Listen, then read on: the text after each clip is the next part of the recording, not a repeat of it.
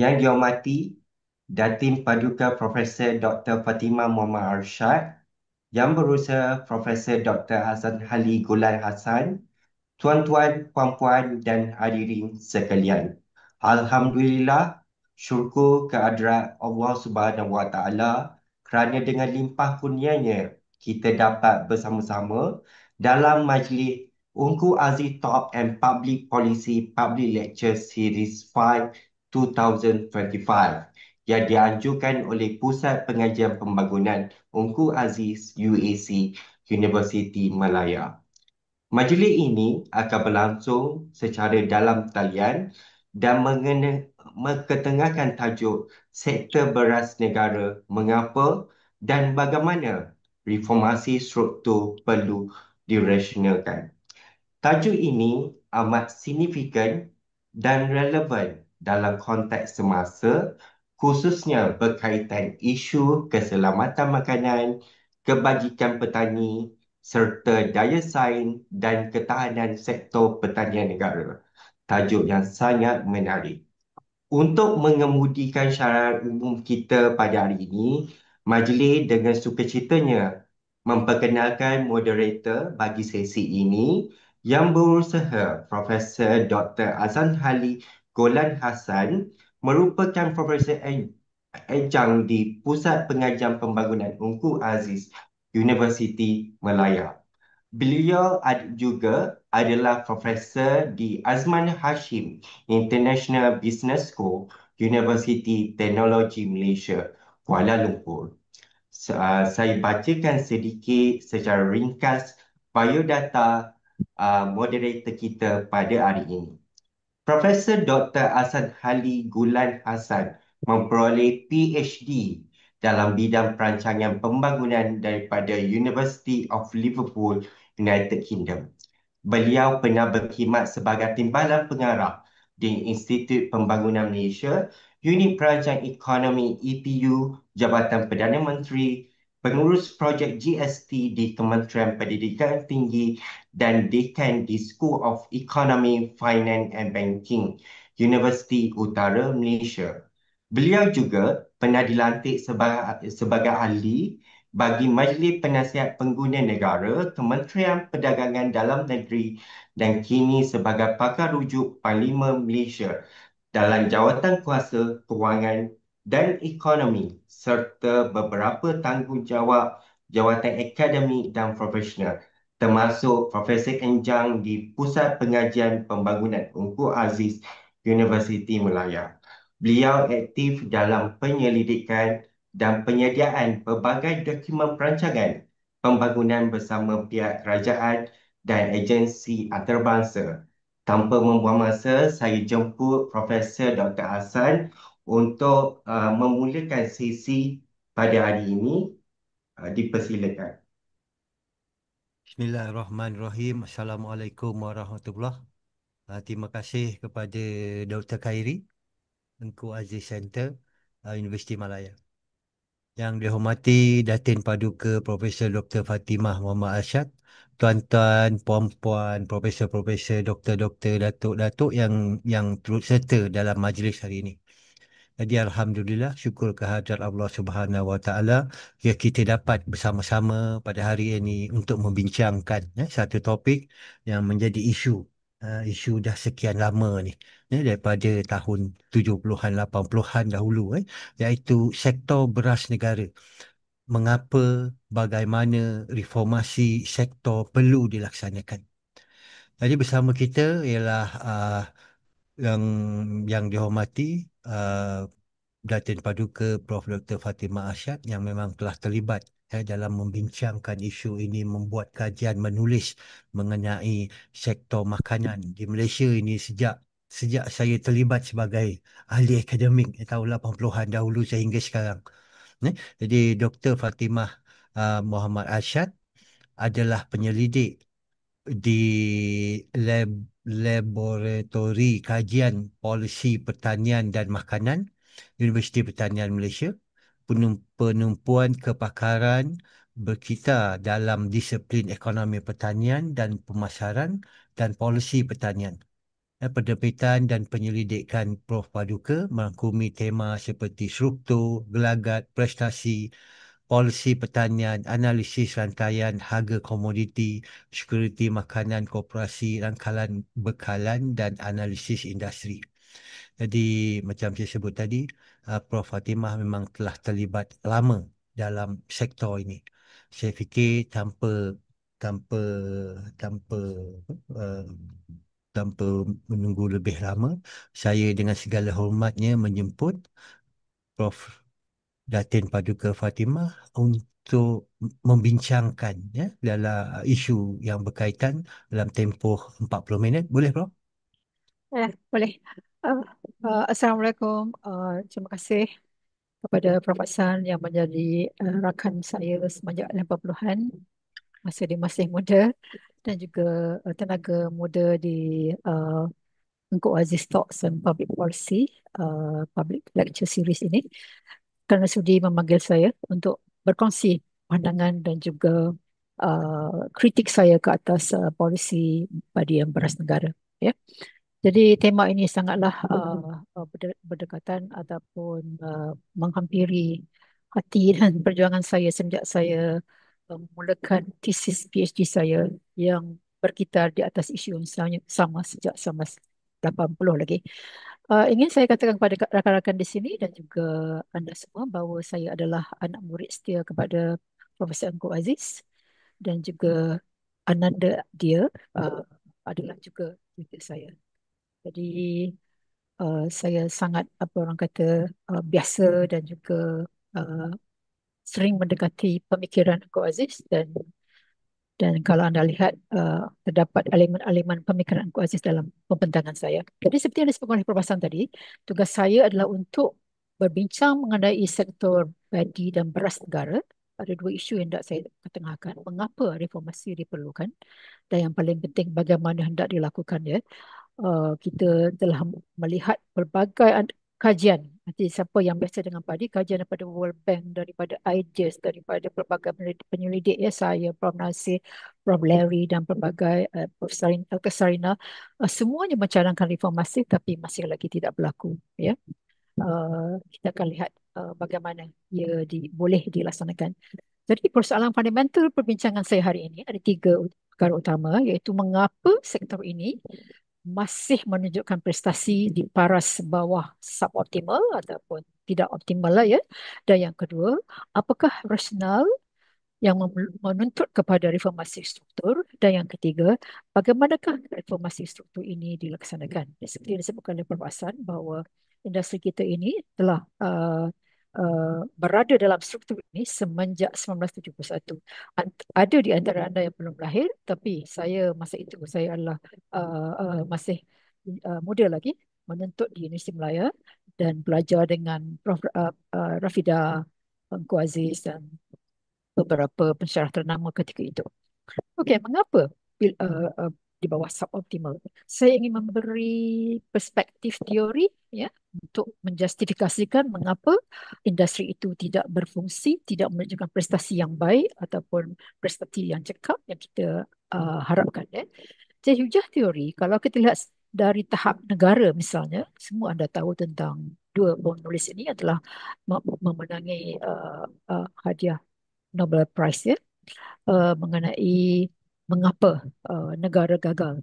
Mengikut mereka, ini berlaku kerana institusi politik dan ekonomi yang ekstraktif, yang kerjanya hanya mencungkil ataupun mengaut ya, selagi boleh melalui monopoli ataupun tawanan kerajaan, tawanan negeri, state capture, korupsi dan tata kelola yang lemah, power concentration atau penipuan kuasa, eksploitasi sumber sampai pupus. Ya. Jadi kita dengar, ya. Saya pasti anda semua dengar mengenai kes batu bara di Indonesia dan juga nikel di Indonesia. Ya. Bagaimana mereka telah mengeksploitasi sumber tersebut dengan rakus. Rakus sehingga batu bara dan nikel misalnya masih ada hanya 30 tahun ya kalau mereka terus menyumber ataupun eksploitasikan semua tersebut. Jadi impak polisi ataupun institusi politik dan ekonomi yang ekstraktif adalah deindustrialisasi. Semua orang tahu apa maksudnya ini. Ya, kita pun ada dengar dalam dalam podcast ya, kalau Amerika teruskan polisi tarif mereka, US akan mengalami deindustrialisasi. Berarti tidak ada pertumbuhan dalam industri mereka, tidak ada pertumbuhan yang pesat di kalangan firma-firma dan company ya, melemahkan pelaburan, tiada inovasi dan persaingan. Ini adalah bukti yang tertulis dalam buku yang dituliskan oleh dua penulis ini. Dan wujud kitaran ganas kuasa ataupun vicious circle of power. Saya tunjukkan dalam rajah kecil saya ini. Ini adalah kita panggil reinforcing loop. Bila kuasa bertumpu, berlaku ekstraksi. Ya, kita dengar ada beberapa contohnya. Uh, Tokoh korporat negara, dia nakkan industri inilah, dia nak kuasai industri tepung lah, dan berbagai lagi lah ya. Dia nak banyakkan meningkatkan kuasa dia. Dan maklumlah dalam ekonomi, ideal mereka adalah kalau mereka dapat monopoli, memang itu memang sudah bagus lah ya untuk meletakkan tempat mereka dalam industri tersebut. Bila berlaku ekstraksi, berlaku ketidakstabilan, dan ini menyebabkan kelembapan, menyebabkan institusi berbentuk ekstraktif, dan ianya orang kata berkitar semula dalam satu kitaran yang kita anggap ganas ataupun vicious circle. Kalau kita gunakan teori ini dalam konteks industri bijirin dan beras, telah ditulis oleh Rashid et al. Tolong baca artikel ini, sangat menarik ya. Mereka merumuskan bahawa campur tangan kerajaan dalam pasaran bijirin dan beras yang mendalam, yang disokong oleh institusi monopoli, yang berpusat, yang bertumpu, dan harga dikawal, melemahkan prestasi tersebut. Mereka telah membedah ataupun menganalisis prestasi bijirin di India, Bangladesh, Filipina dan Indonesia. Sangat menarik ya. Dan ini rumusan mereka bahawa polisi penglibatan kerajaan ataupun government footprint adalah merata-rata dari segi penetapan harga, distribution, stock file, malahan import dan ekspor ya. Dan dalam ke atas import dan ekspor, wujud parastatal ataupun SOE, state owned enterprise, ataupun monopoli oleh beberapa syarikat dan ataupun kerajaan. Dalam kes kita syarikat lah ya, kalau macam India, Pakistan adalah kerajaan ke atas import dan ekspor. Harga kawalan untuk melindung pengeluar dan pengguna. Jadi apa yang saya rumuskan di sini ialah apabila polisi ini dilaksanakan, ini akan mempengaruhi struktur, polisi akan mempengaruhi struktur, akan mempengaruhi tindak tanduk pemain industri, akan mempengaruhi prestasi keseluruhan industri. Dan ini akan menyebabkan kerajaan bertindak melalui polisi baru ataupun berkukuhkan polisi lama. Ini kita panggil reinforcing loop, structure, conduct, performance dan polisi. Jadi bila ini berlaku, ya, impaknya pertumbuhan melemah, kos kepada kerajaan adalah tinggi, baik kos fiskal maupun kewangan, belum sebut kos ke atas alami ataupun sumber asli, tidak cekap petani miskin, kurang persaingan dan deindustrialisasi. Dan industri padi dan beras Malaysia memiripi struktur yang kita bincangkan di atas ya. Jadi saya ingin mengimbas kembali anda punya uh, subjek dalam dalam tema struktur ataupun di bawah kursus Industrial Organization, telah pun diperkenalkan oleh ya penulis ini Bain JS tahun 56 ya, dan masih lagi popular. Ada satu ketika Bain tidak popular, tapi sekarang mereka telah mengembalikan idea ulung beliau bahawa struktur yang bererti merangkumi saiz pasaran, bilangan, barriers to entry, pembezaan produk, ya, integrasi menegak kepelbagaian akan menentukan perilaku peserta pasaran. Kalau katalah share pasaran mereka besar, sangat bertumpu, akan berlaku kartel dan kesepakatan yang kita lihat dalam padi kan, polisi harga, mereka bentuk produk, cara mereka memasarkan barangan, kan? Cara mereka memasarkan barang, ingat bagaimana kilang memasarkan barangan, holding dan pelbagainya, dan juga merger. Ingat JV Bernas dengan mempengaruhi prestasi apa saja, pertumbuhan, keuntungan, reka bentuk produk, kemajuan teknologi, kecekapan produktiviti, kecekapan agihan. Sangat tepat ya. Bayangkan Bain telah merangkap teori ini ataupun metodologi ini dalam tahun 56 ya, dan masih lagi bertepatan dengan sekarang. Jadi saya ingin kembali kepada anda semua untuk melihat genesis ataupun asal usul polisi perlindungan ke atas padi dan beras 55 tahun. I think saya Suhaila pun masih belum capai usia ini ya. Saya dan Hasan telah melaluinya, Hasan ya. Okey, rasional kepada polisi perlindungan yang telah ditapakkan dalam tahun 71 adalah ayat ini ya. Sistem pasaran padi yang dibelenggu oleh ketidaksempurnaan, imperfection, inter alia petani yang tiada kuasa rundingan.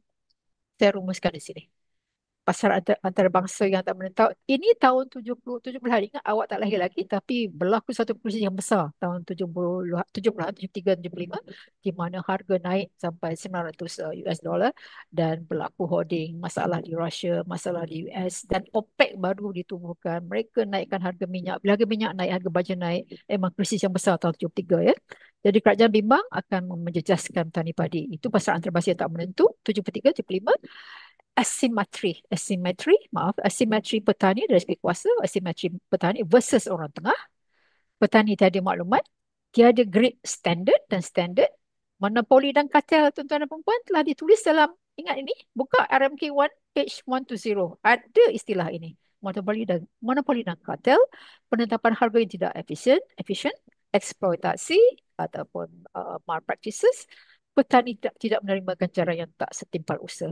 Ya, satu orang kata justifikasi yang kukuh untuk melindungi industri. Dan begini rupanya tuan-tuan dan puan, perlindungan telah dilaksanakan oleh kerajaan. Ya, jadi saya letakkan perlindungan di bawah beberapa krisis ya. 73, masa masa pandemik dan yang terbaru. Jadi kita lihat subsidi ya, subsidi dah diperkenalkan 73 lagi ya, dan sampai sekarang dipertahankan yuk ya. Baja, benih, raja, bahan api, parit dan kredit angkutan. Pasaran pula nampak tu harga minimum terjamin padi ataupun guaranteed minimum price, harga siling runcit, lesen ke atas pembekal benih, lesen ke atas pengilang. Dulu ada kawalan pergerakan antara negeri, LPN dan kemudian Bernas, monopoli import, bayangkan ya. Kemudian institusi petani, pertubuhan peladang dari dulu sampai sekarang, koperasi, berjaya tidak, itu isu yang berbeza. Perdagangan monopoli LPN sejak awak lahir lagi, sejak mak awak lahir, sejak mak awak kahwin sampai sekarang, masih lagi monopoli. Lesen mengimport, ya. Kemudian skim subsidi harga padi telah pun lama, stockpile di tangan LPN dan Bernas dan juga sektor swasta. Jadi rumusannya tuan-tuan dan puan, kawan-kawan semua, government footprint adalah komprehensif di sepanjang rantaian bekalan daripada input sampai ke runcit sampai ke import. Subsidi sejak 71, monopoli import dan input, ingat itu, import dan input baja ya, sejak 71, sistem bertahan walaupun dicabar oleh krisis. Kena awak tak lahir lagi, tapi saya telah hidup dalam krisis ini sepanjang krisis ini 73, 75, 98. Di sini UPM tukar nama ya, muncullah Prof Hassan sebut Universiti Pertanian, memang sangat tepat. Dan 2008, 2020, 2021 dan 2023. Okey. Ini ekosistem rantaian bekalan padi dan beras ya. Jadi saya nak tunjukkan bahawa ia merupakan sistem yang ada feedback ya. Apabila beras melalui sistem rantaian sampai ke pengguna, pengguna akan submit ataupun akan hantar petanda petunjuk, dan ini akan mempengaruhi import dan akan menggerakkan keseluruhan rantaian bekalan ya. Lihat di sini ada pembekal khidmat ya, pengumpul, jentuai, buruh, dan di sini pembekal benih 12 orang yuk. Pembekal input satu, nafas ya. Pesawah ada 250,000, pengilang 153. Ingat Prof Hassan, masa saya muda-muda dulu di Kada dan juga di Polis, terdapat hampir 1,000 lebih ya. Silap saya 1,900 pengilang ya. Sekarang dah turun 153. Dan pengilang itu adalah koperasi, 70% adalah koperasi dan 60% dimiliki oleh Melayu, petani Melayu. situasi yang adil, tapi telah berubah apabila sekarang hanya terdapat kilang-kilang besar. Kilang kecil mati, kilang kecil sinonim dengan Melayu, kilang Melayu tak ada. Kilang Melayu yang besar di Perlis pun sudah pupus. Itulah kesannya, ya. Dan pemborong import monopoli, dan saya terjemahkan dari segi saya ada kira HHR, ya, Findels index saya dekat sini. Ya, tapi tak tubuhkan, tapi saya tak masukkan, tapi lihat. Bahagia tuan-tuan dan puan, kawan-kawan, 100% diagihkan oleh nafas, ya, secara tunggal ataupun monopoli semenjak 74 saya rasa. Nampak tak? Benih top 6 pembekal benih menguasai hampir 80%. Pekilang, 6 kilang besar menguasai pasaran 80%. Ya. Jadi share bernas dalam kilang dia ada kilang je buat 1/3. JV bernas dengan si kilang swasta 3/4. Ya. Dia monopoli import 100%. Golongan dan runcitan 85%. Stockpile 100%. Jadi tuan-tuan dan puan sangat sangat berpusat, ya. Jadi semak balik buku Industrial Organization anda dan lihat apakah implikasi kalau pasaran itu sangat berpusat, ya. Dan kita lihat bagaimana petani kita hanya menjadi price taker. Kalau tak percaya, ini datanya tuan-tuan dan puan. Pasaran monopoli, oligopolistik dan monopolistik, kawalan harga hanya memangsakan petani dan pengguna. Lihat apa yang pesawah kita berdepan, ya. Apa yang mereka dapat depan ni selepas hasil dituai. Nafas sudahlah 100%. Dia punya input tu, share dia. Pembekal benih 12 orang saja. Pembekal jentuai 252 je. Jentuai besar-besar, ya. Dan jentuai Kedah kadang dia hantar sampai Selangor, lambat sampai malam dan sebagainya. Dan dia kena melalui ejen pembeli baru sampai kepada pengelola swasta, dan lihat bagaimana pakatan bersama uh, bernas dan swasta menguasai hampir 3/4 pasaran beras. Industri kita tidak sangat bersaing dan petani kita kecil-kecil dan mereka tidak memiliki kuasa rundingan untuk berdepan dengan semua ni. Ejen pembeli, pembekal tercentuai, pembekal benih, nafas, bernas, apatah lagi kilang-kilang besar. Ya, sangat menyedihkan. Okey. Saya ingin menyatakan kesan daripada polisi campur tangan ini, ya. Saya rasa ramai orang tak tahu mengenai ini, iaitu apakah implikasi apabila input diagihkan oleh satu agensi selama hampir 50 tahun, ya. Iaitu Pertubuhan Peladang Kebangsaan Nafas. Tiada persaingan tuan-tuan dan puan, dan ini bukan data saya, data daripada laporan Ketua Audit Negara, boleh buka, tentang Nafas 2019 dan 2012. Lewat hantar baca adalah jedanya 22 hingga 270 hari. Jadi semua orang tahu kalau nak menanam padi semua kena, walaupun walaupun padi ni turun menurun tuan-tuan dan puan, sebenarnya dia adalah satu sains persis, ya, iaitu bila nak tanam padi benih kena, bila air masuk benih kena ada, baja kena ada, mesti on time. Tapi malangnya kadang benih lambat, benih tak ada kualiti lah, baja lambat. Bukan setakat baja lambat, tengoklah ni, ya. Baja tuan-tuan dan puan adalah satu formula untuk semua soil profile. Saya nak beritahu pun segan, begitulah situasi kita. Maknanya berapa tahun punya rugi, ya, baja yang tidak menepati apa tu, ciri-ciri tanah ataupun sawah petani. Baru sekarang nak buat soil profile, itu pun tak sudah-sudah. Kami pernah mencadangkan sejak 2018, saya punya kajian 2019, ya, baru dia orang mula tapi tak habis-habis, ya, tak siap-siap lagi. Jadi itulah situasinya. Dan you all kena dengar masalah apa ni, masalah tadbir urus ataupun governance, ya, yang baru ni sejak 2018 sampai 2024, 1.8 bilion sudah hilang ke mana, wallahu alam lah, ya. Kita nak baca pun sedih. Dan tiada pemain baru. Hanya seorang satu saja, mereka saja, ya. Tiada, saya tak nampak pun kerajaan UPM menjual baja, tak nampak pun apa ni macam kat India startups ke yang menjual baja. Hanya centralized, ya, dipusatkan 50 tahun. Tiada inovasi dalam rantaian, tak ada pun online business ke apa benda ke tidak diperkenalkan. Kos tinggi kepada kerajaan. Dan bila kita bergantung input diimport, kecuali urea di Kedah itulah melembabkan pembangunan input tempatan. Ya, jadi saya sering jerit perkara ini. Kita mengimport hampir 90% daripada input. Manalah kita nak dapatkan persaingan sebab import semua ke atas input. Bila kita mengimport, kita juga mengimport inflasi. Asal tahu tu ya. Tuan-tuan dan perempuan, hanya 12 pembekal benih padi untuk petani ya. Dan ini isunya ya. Uh, Mungkin anda anggap saya bercakap kosong, tapi verifikasi dengan petani. Tak cakap lewat kualiti rendah, harga tinggi, kata kawal 35 sampai kat sawah RM75, tak boleh urus. Itu satu. Tiada mobiliti menegak. Kalau di Thailand, tuan-tuan bukan Thailand, Vietnam, China, India, petani yang menjual benih, petani yang menghasilkan benih, ya. Sebab dia tahu benih yang terbaik untuk sawah dia. Tapi kita tidak ada ya. Kita hadkan kepada benih padi 12 orang aja. Tiada inovasi baru ya. Tiada benih baru. Awak semua makan beras tempatan satu, beras campuran. Tak ada beras lain. Kecuali kalau ada duit, barulah kita nak beli beras basmati dan sebagainya. Itu pun kalau ada duit lah ataupun apabila ada acara sosial. Ini lagi satu tuan-tuan dan puan. Cara padi dimutukan ya. Nanti lepas ni Hasan tahulah ya.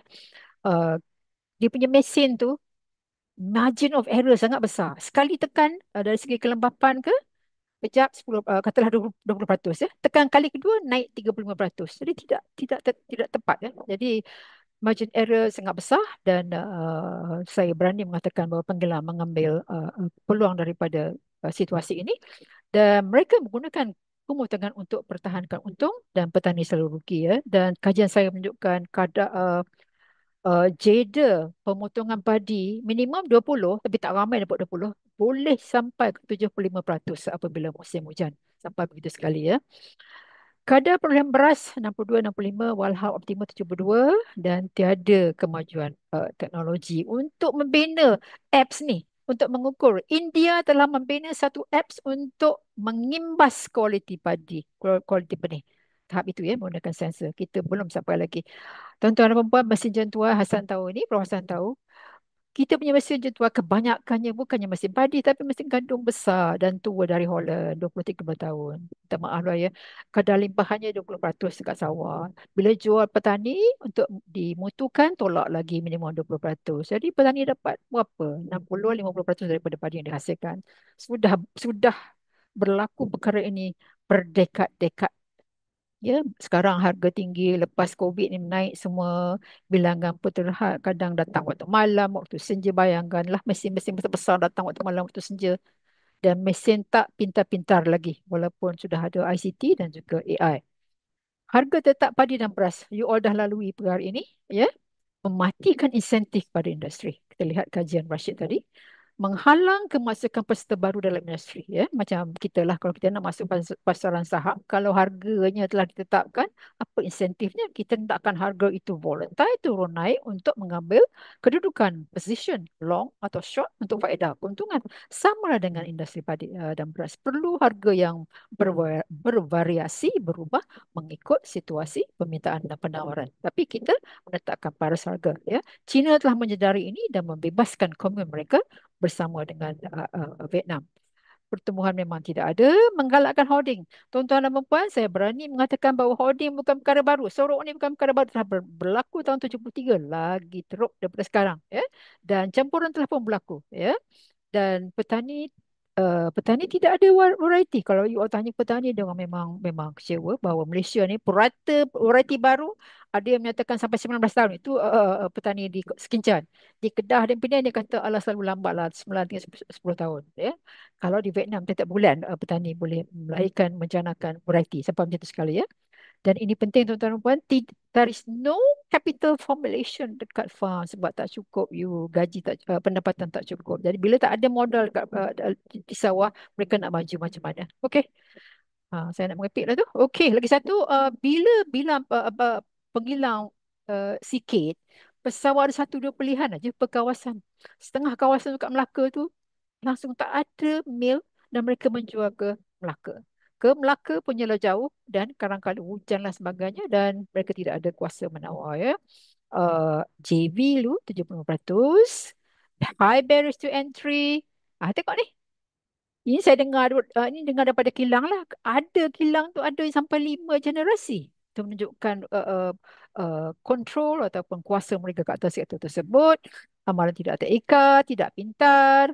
Lepas tu kadar perolehan 62-65%. Tak ada insentif untuk nak capai 70%. Sebab dia punya margin. Itu sebab masa krisis ni penghilang pun mengalami masalah ya, sebab harga harga ditetapkan dia pun kadang tersepit. Jadi bila situasi begitu tersepit, buat apa dia nak tambahkan pelaburan untuk memperbaiki mesin dia. Alright. Monopoli beras. Memanglah kita lihat mereka dapat untung, senang-senang untung ya. Sekarang harga dah turun 450. Dulu 500 lebih. Dalam negeri harga ditetapkan RM2.60. Ya. Jadi sangat menguntungkan lah pada mereka lah. Import murah, jual RM2.60. Campur-campur lagi. Memang mereka enjoy lah ya. Kemudian tiada kepelbagaian yang you all beli, you all makan apa sekarang? Beras tempatan, so called SST 5%, 10% kan, beras campur. Okey. Masih ada lagi kan beras campur. Beras campur tu ada import dan juga lokal. Itu je ada, tak adalah exotic beras macam dekat Sabah Sarawak, tak ada. Jadi kepelbagaian variety tidak ada. Dan menyekat pemain baru. Okey. Kita tak nampak pun, I tak nampak pun orang UPM, pelajar UPM mengimport beras. I tak nampak pun pelajar UPM memiliki kilang beras. Ya, sepatutnya mereka mampu. Ya. Dan saya ucapkan terima kasih kepada Fatimah Kari, Profesor Fatimah Kari telah mengira Brand Seeking Index 1.8, maknanya setiap RM1 yang dia invest, dia dapat untung 80 sen. Gitulah ya. Dahsyat situasi. Okey, saya tunjukkan petunjuk makro, kesan daripada semua sekumpulan campur tangan pelindungan yang mendalam tadi. Inilah kesannya ya. Mungkin di tahap awal ni, mungkin you all pun tak lahir lagi, mak you mungkin tahu ni era revolusi, Green Revolution ya, Green Revolution memang okey lah.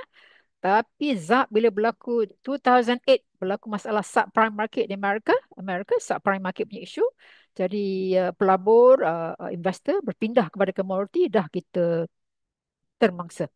Ya, harga naik sampai 1015 US dollar Julai 2007 ya, sampai macam tu.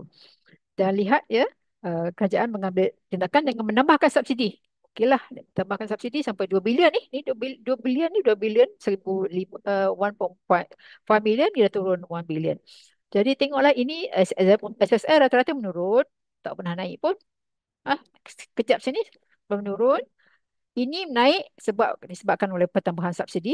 Ya, yang ini adalah guaranteed minimum price. Yang ini adalah input subsidi. Macam-macam input dibagi, tapi royalty hasil turun 3.5. Okey. Sedari turun 72 pada 63, sepatutnya telah direvise sekarang 56%. Ya. Kemudian uh, jumlah subsidi sekarang ya hampir 40 bilion semenjak 79, hasil menurun. Lihat ini kajian kami ni tahun 2019, pulangan kepada sawah. Kalau dia dapat 8 tan, dia dapatlah sebulan banyak ni. Ini dia punya return to land, return to capital, return to labor. Ya, lihat kalau dia dapat 6 tan, kalau dia dapat 4 tan sampai negatif. Memang betul apa yang dihujahkan oleh beberapa penyidik. Petani dapat lebih kurang 500 ataupun RM400 ya. Ini adalah menunjukkan perspektif atau spektrum harga beras ya. Mungkin Suhaila dilahirkan di sini. Saya tak tahu bila Prof Hassan lahir, tapi saya ada di sini. 60-an. Ini krisis 73, LPN ditubuhkan. Ya. Sebelum itu Fama. Kemudian kepada Bernas. Ya. Dan Bernas masuk ke KLCE. Kemudian delisted. Ya. Dan lihat 80-an ini krisis harga rendah. Ya. Ini krisis di sini. Krisis keuangan berlaku. Dan yang ni yang paling teruk ya. Tengok tu. Ini 1015 USD ni. Kemudian pandemik. Dan ini India. Saya nak tunjukkan ini kita punya beras ni. Rata-rata melebihi harga import. Ya, maknanya pengguna mendapat subsidi lah harga. Cuma bila harga import naik daripada harga runcit yang ditetapkan, pengguna bising lah kan.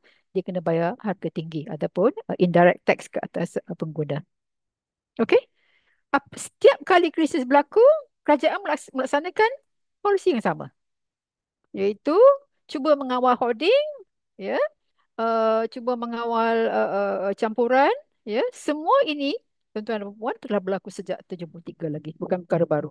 Ingat tahun 2008 apabila Datuk Pa memberi subsidi kepada pengilang dan juga Bernas untuk mengeluarkan super tempatan uh, 15%, tidak ada beras tersebut dalam pasaran. Bererti beras tersebut telah diambil dan dicampur dengan beras-beras yang lain. Itu tahun 2008, ya. Respon polisi yang sama. Ya, tiada perubahan struktur. Polisi usang seperti naikkan harga guaranteed minimum price, ketatkan kawal selia antar pegawai dan lanjutkan konsesi import beras sehingga 2031. Tuan-tuan masih ada lah, saya mungkin tiada. Dan tiada perubahan struktur. Jadi semua masalah ini adalah masalah sistemik dan rata-rata masalah sistemik memerlukan penyelesaian sistemik juga. Okey, seterusnya. Apa rasional reformasi? Okey, rajah ini berserabut, ya. Saya rumuskan saja. Impact struktur yang saya sebutkan tadi, cerita tadi, perilaku, gelagat industri dan prestasi yang tercapai adalah herotan, distortion, inefficiency, deindustrialisasi, ketidaksetaraan, petani miskin, ya, bernas untung banyak, wholesaler untung banyak, peruncit pun okey, ya, pengilang pun okey bila dia dah keluarkan beras dia campur-campur, dia pun JV dengan bernas, memang dia dapat untung, ya. Sembul tak cekap, lihat masalah tanah, kualiti tanah, ya. Saya dengar petani di Kingsland sekarang telah mengambil apa ni, topsoil dah tidak ada, ya, untuk ditempatkan kat sawah dia. Masalah air yang penuh dengan kimia, high water footprint dan variety yang terbatas, ya. Dekat Sabah ada 100 lebih variety, kita kat sini ada tak tahulah, tak banyak pun, ya. Okey, saya lalui, pengeluaran pertumbuhan hanya 1% tahun pengeluaran. Bila pertumbuhan lemah, subsidi pun meningkat. Bila subsidi meningkat, kos kerajaan pun meningkat. SSR menurun, sama lah tu. Kerajaan subsidi pun meningkat. Hasil turun disebabkan oleh kos naik sebab semua input diimport termasuk buruh. Baja, mesin tuai, herbisida, pestisida, ya, apa lagi, peralatan, ya, semua diimport. Maklumlah kita menyebabkan harga kita, kos kita tinggi. Beras campur prestasi disebabkan oleh kartel. Kartel melakukan hoarding. Bila hoarding, tiada beras tempatan, tiada, tak banyak beras apa tu, beras dalam pasaran dan menyebabkan beras campur. Ya, pesawah miskin keluar dari pesawah.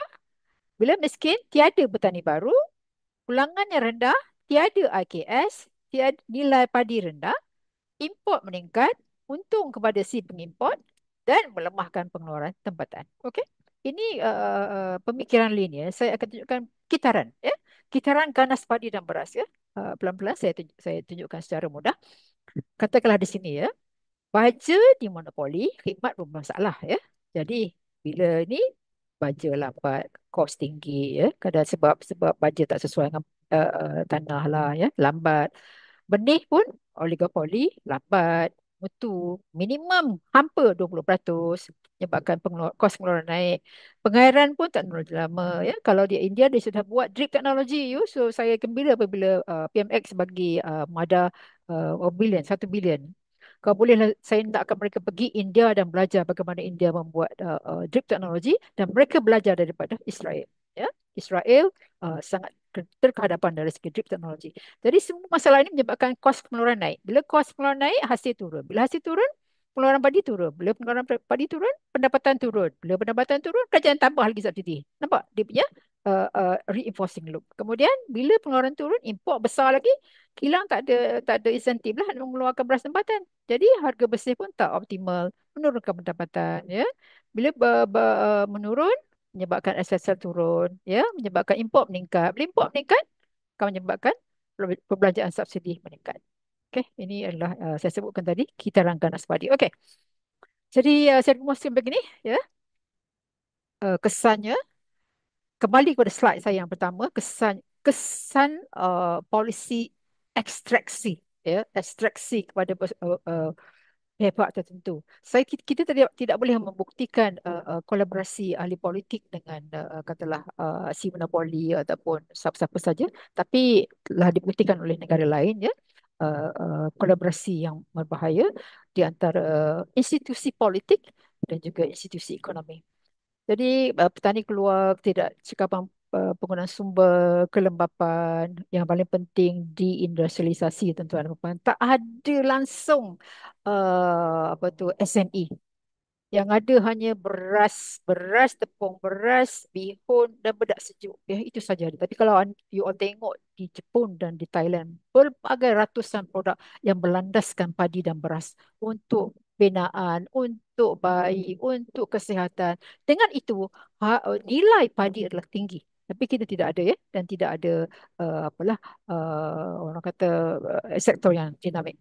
High barriers to entry semua sekali nak baja ke tak boleh masuk, pesticide pun tak boleh masuk, mesin jentuai pun tak boleh masuk, kilang langsung lah, import langsung lah, ya. Yang ada adalah runci itu pun kena kena apalah kena berdaftar dengan syarikat tersebut. Market distortion sangat jelas. Pasaran beras yang tak berdaya tahan seperti yang ditunjukkan oleh krisis 23, ya. Kegagalan sistemik. Bayangkan selama ini kita hanya ada beras campur, beras tempatan, ya, dan tidak berkualiti dibandingkan negara lain lah, ya. Dan tiada inovasi besar dalam pengeluaran dan rantaian bekalan. Okey? Baiklah. Mengapa diperlukan kita balik-balik kepada premis yang mendasari polisi perlindungan tadi, ya. Ini ya, ekspor tipis lah, market tipis lah, kapasiti terbatas, kekurangan infrastruktur dan infrastruktur, masalah pengeluaran dan keputusan pemasaran dan harga oleh firma monopoli lazimnya dipacu oleh kepentingan pihak berkepentingan. Ini adalah daripada Rashid, ya, Rashid dan penulisan Rashid dan juga yang lain tadi, ya, dan juga kedua penulis yang memenangi Nobel Prize tadi, ya. Okey, kita boleh pangkas landasan silam yang sudah tidak selari zaman, ya, atau dengan perubahan baru, kerana sekarang dulu memanglah penumpuan geografi kepada kawasan tertentu, pasaran terpisah, tipis, kos transaksi tinggi, ya, dan sebagainya. Tetapi semua telah berubah sekarang, ya, iaitu dulu exportable surplus ataupun lebihan ekspor dunia sangat tipis. 2 hingga 3%, 3 hingga 4% saja, ya. Tapi sekarang sudah hampir 10%. Cukup kalau berlaku kurangan, sudah ada pembekal yang mencukupi, ya. Pengeluaran bertambah dengan China melaksanakan reformasi, Vietnam nombor 2, sekarang India dah jadi nombor 1. Tuan-tuan dan puan, India menjadi nombor 1 dalam masa 10 tahun sahaja. 10 tahun sahaja yang lalu, ya. Kemudian mungkin saya dengar Presiden Prabowo telah sudi untuk mengekspor beras ke Malaysia, dan mereka telah mencapai self-sufficiency dalam jagung, ya. Jadi kawasan pengeluaran telah bertambah seantero dunia, ya, dan pengekspor baru muncul. Dulu 60-an tidak banyak pengekspor komersial, tapi sekarang sudah banyak. Kalau kita kata dulu kapasiti terbatas, kita dapati mengikut Rashid, ya, terdapat negara seperti Bangladesh ke India memiliki rizab mata wang asing yang cukup, ya, dan mereka boleh mengimport, tidak lagi berlaku kebuluran dan sebagainya. Dan monopoli tidak lagi berkaitan kerana pengalaman membuktikan rent seeking, ya. Rent seeking, saya tak tahu apa bahasa Malaysia, tapi kalau Indonesia dia panggil pemburu rentier, ya, pemburu rentier. Maknanya dia kata Fatimah Kari 1.8, dia kumpul sewa je. Dia goyang kaki RM1 dapat 80 sen. Siapa tak nak, korupsi yang tinggi, lantas kos yang tinggi pada kerajaan. Pasaran tidak ada aliran maklumat, ini memang tidak boleh pakai lah, ya. Banyak data menunjukkan bahawa farmer, petani, awak lihat petani di Kementerian semua IT savvy, ya. Jadi akses kepada maklumat telah bertambah dengan pesat. Risiko harga dan pengeluaran tinggi pun boleh kita sangka sebab sekarang sudah ada pelbagai mitigasi untuk mengurangkan masalah penyakit lah, mengurangkan bencana, ya, dan meningkatkan produktiviti dengan yang tinggi dan membantu kelestarian, ya. Rujuk kalau boleh rujuk India, apa kisah dia, dan instrumen untuk mitigasi termasuk harga pasaran futures serah hadapan dan juga strategi kepelbagaian perusahaan. Rumusannya, rasional mendasari polisi perundingan adalah dinamik dan perlu berubah selari dengan zaman, ya. Pemacu pertumbuhan telah berubah, terutama penggerak bagi sektor permintaan dan penawaran. Sekarang sudah masuk teknologi, sudah masuk climate change, sudah masuk perdagangan, ya, sudah masuk Pakatan Perdagangan Antara Kawasan, ya, dan yang paling penting saya rasa apa lah ya, teknologi disruptif dan rantaian bekalan baru dunia. Jadi katakanlah ya kita kita takut pasaran itu dipacu oleh sektor swasta, sebenarnya peranan kerajaan adalah lebih besar, ya, dan lebih bermakna termasuk memastikan sumber yang cekap dan lestari, menepati tuntutan SDG dan melindungi petani daripada ketidakpastian via R&D dan pengembangan infrastruktur, pendigitalan, teknologi termaju, kooperasi dan juga SSN ataupun social safety net. Alright. Tuan-tuan dan puan, kita semak balik sama ada apa yang kita sebut tahun 70-an itu sama ada telah berubah atau tidak sekarang melalui polisi perlindungan, ya. Sama ada polisi perlindungan telah merubah masalah yang kita kenal pasti yang menjadi landasan kepada polisi perlindungan, ya. Sangat mengecewakan. Semuanya hampir sama. Ketidaktentuan pasaran antarabangsa situ telah berubah sedikit, ya, sebab pasaran dunia telah menjadi luas, pelbagai dan bertambah dan besar, termasuk China, ya. Situasi asimetri petani dengan orang tengah masih sama. Petani kurang maklumat adalah sikit perbandingan, tapi berbanding dengan orang tengah mereka lemah lagi. Tiada grade dan standard, sama aja. Sekarang yang ada beras tempatan, import campur, ya. Menop seni dan kartel masih ada. Penetapan harga yang tidak efisien sama. Eksploitasi masih wujud. Petani menerima ganjaran yang tak setimpal usaha masih wujud. Jadi itulah kes saya. Kes saya rasa inilah kes yang kukuh untuk membawa perubahan. Okey, bagaimana? Alright, ini agak sukar sikit. Okey, rata-rata kalau anda baca literature lah, ya, mereka mengatakan bahawa polisi silam membawa kestabilan harga, setuju. Meningkatkan pengeluaran, okey. Malaysia pun, ya, tapi tidaklah tinggi, masih lagi lembat dan mengelakkan risiko defisit dan kebuluran. Memang itu berlaku. Tetapi persoalan yang timbul ialah dengan perubahan dunia, perubahan teknologi, dengan ancaman cuaca, dan kita boleh masuk lagi ancaman Donald Trump ini, persoalan yang kita ada wang tetapi sumber sosial, uh, pasaran yang dilindungi versus faedah, iaitu sama ada polisi semasa mampu bertahan apabila wujud alternatif yang terbukti efektif dan berkesan melalui liberalisasi pasaran, terutama dari segi keterbukaan harga dan penghapusan parastatal ataupun monopoli ataupun state owned enterprise, ya, dihapuskan. Vietnam telah membuktikannya. Saya tak masuk China dah. China membuktikannya. India membuktikannya. India itu 10 tahun saja. Bangladesh yang kita anggap lemah itu mampu melaksanakannya dan mereka telah meliberalisasikan pasaran mereka 1965 lagi, ya, tuan-tuan dan puan. Thailand dan China. China memang terhadapan dah. Kejayaan negara ini membuktikan bahawa polisi yang menggalakkan persaingan mampu meningkatkan pengeluaran, lantas kapasiti untuk mengekspor, meningkatkan pendapatan petani, membina industri yang dinamik dan inovasi yang berterusan. Persoalan yang kita sering hadapi sama ada nak buat secara pantas immediately, cold turkey punya approach, ataupun secara perlahan-lahan atau beransur-ansur. Kalau cold turkey, impaknya berkesan, tapi kita akan dapat risiko akan berlaku rusuhan lah.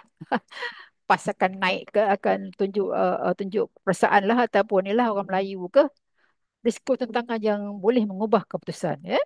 Kalau beransur-ansur, masalahnya perempuan rugi dari segi pertumbuhan, rugi dari segi peluang pekerjaan, rugi dari kos politik yang tinggi, dan yang paling penting memberi peluang kepada pihak berkepentingan untuk memperkukuhkan kedudukan mereka dalam pembuatan polisi maupun dalam kerajaan. Okey? Jadi saya ambil jalan tengah, iaitu liberalisasi terpimpin, menangani secara tersusun cabaran, tantangan dan halangan yang menempaskan perubahan. Kita atasi halangan yang menempaskan perubahan melalui polisi awam ataupun regulation dan pada masa yang sama menyokong pasaran terbuka. Okay, anda semua boleh kontes yang ini. Saya rasa kita perlu ini, ya, persediaan input ilmiah, pelajari dan amati dengan teliti pengalaman negara yang berjaya, terutama Vietnam. Sangat memberi inspirasi, ya, Vietnam, Bangladesh, ya. Thailand, India, ya, yang telah berjaya, dan juga negara yang masih orang kata masih terkerkial melaksanakan perundingan seperti Filipina, Indonesia dan Malaysia. Memahami kepentingan setiap stakeholder daripada ahli politik sampailah ke petani, sampai ke pengilang, peniaga, pembekal khidmat, akademik, ya, untuk faham apa kepentingan masing-masing, apa kehendak masing-masing, dan kalau boleh masukkan sekali analitik data raya. Ya, itu sangat penting. Alright. Uh, Strateginya yang pertama, leveling the playing field untuk semua. Pasaran yang sama rata untuk semua. Menghapuskan polisi, monopoli, oligopoli supaya pasaran adalah sama dan terbuka kepada semua, terutama tuan-tuan dan puan pelajar-pelajar kita, bakal-bakal usahawan kita. Dan polisi perlu jitu dan telus. Kita perlu mempertamakan stakeholder yang paling penting, iaitu petani. Ya, tuan-tuan dan puan boleh baca buku mengenai Thailand Self-Sufficiency Policy di Thailand yang telah memang dia orang punya policy, bila petani mandiri, industri padi turut mandiri. Ya, itu dia punya policy, ya.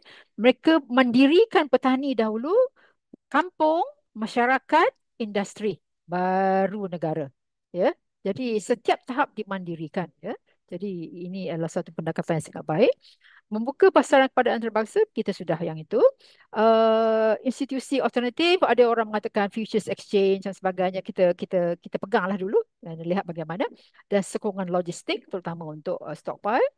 Social safety nets, education, ya, scholarship untuk anak-anak. Pada saya college, kalau kementerian tu ada college pertanian, kalau saya lah, saya buka kepada saintis Cina dan hantar anak-anak kampung kat situ, ya, dan selain pada diploma, keluarkan ijazah, ya, teknologi supaya membantu masyarakat, ya, insurans dan sebagainya.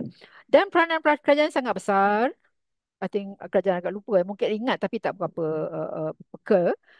Tuntutan SDG, ya, banyak 17 tuntutan. Melindung kumpulan berpendapatan rendah, menangani isu perubahan cuaca dan bencana. Sorry, tak cukup salah ejaan itu. Yang ini sangat penting.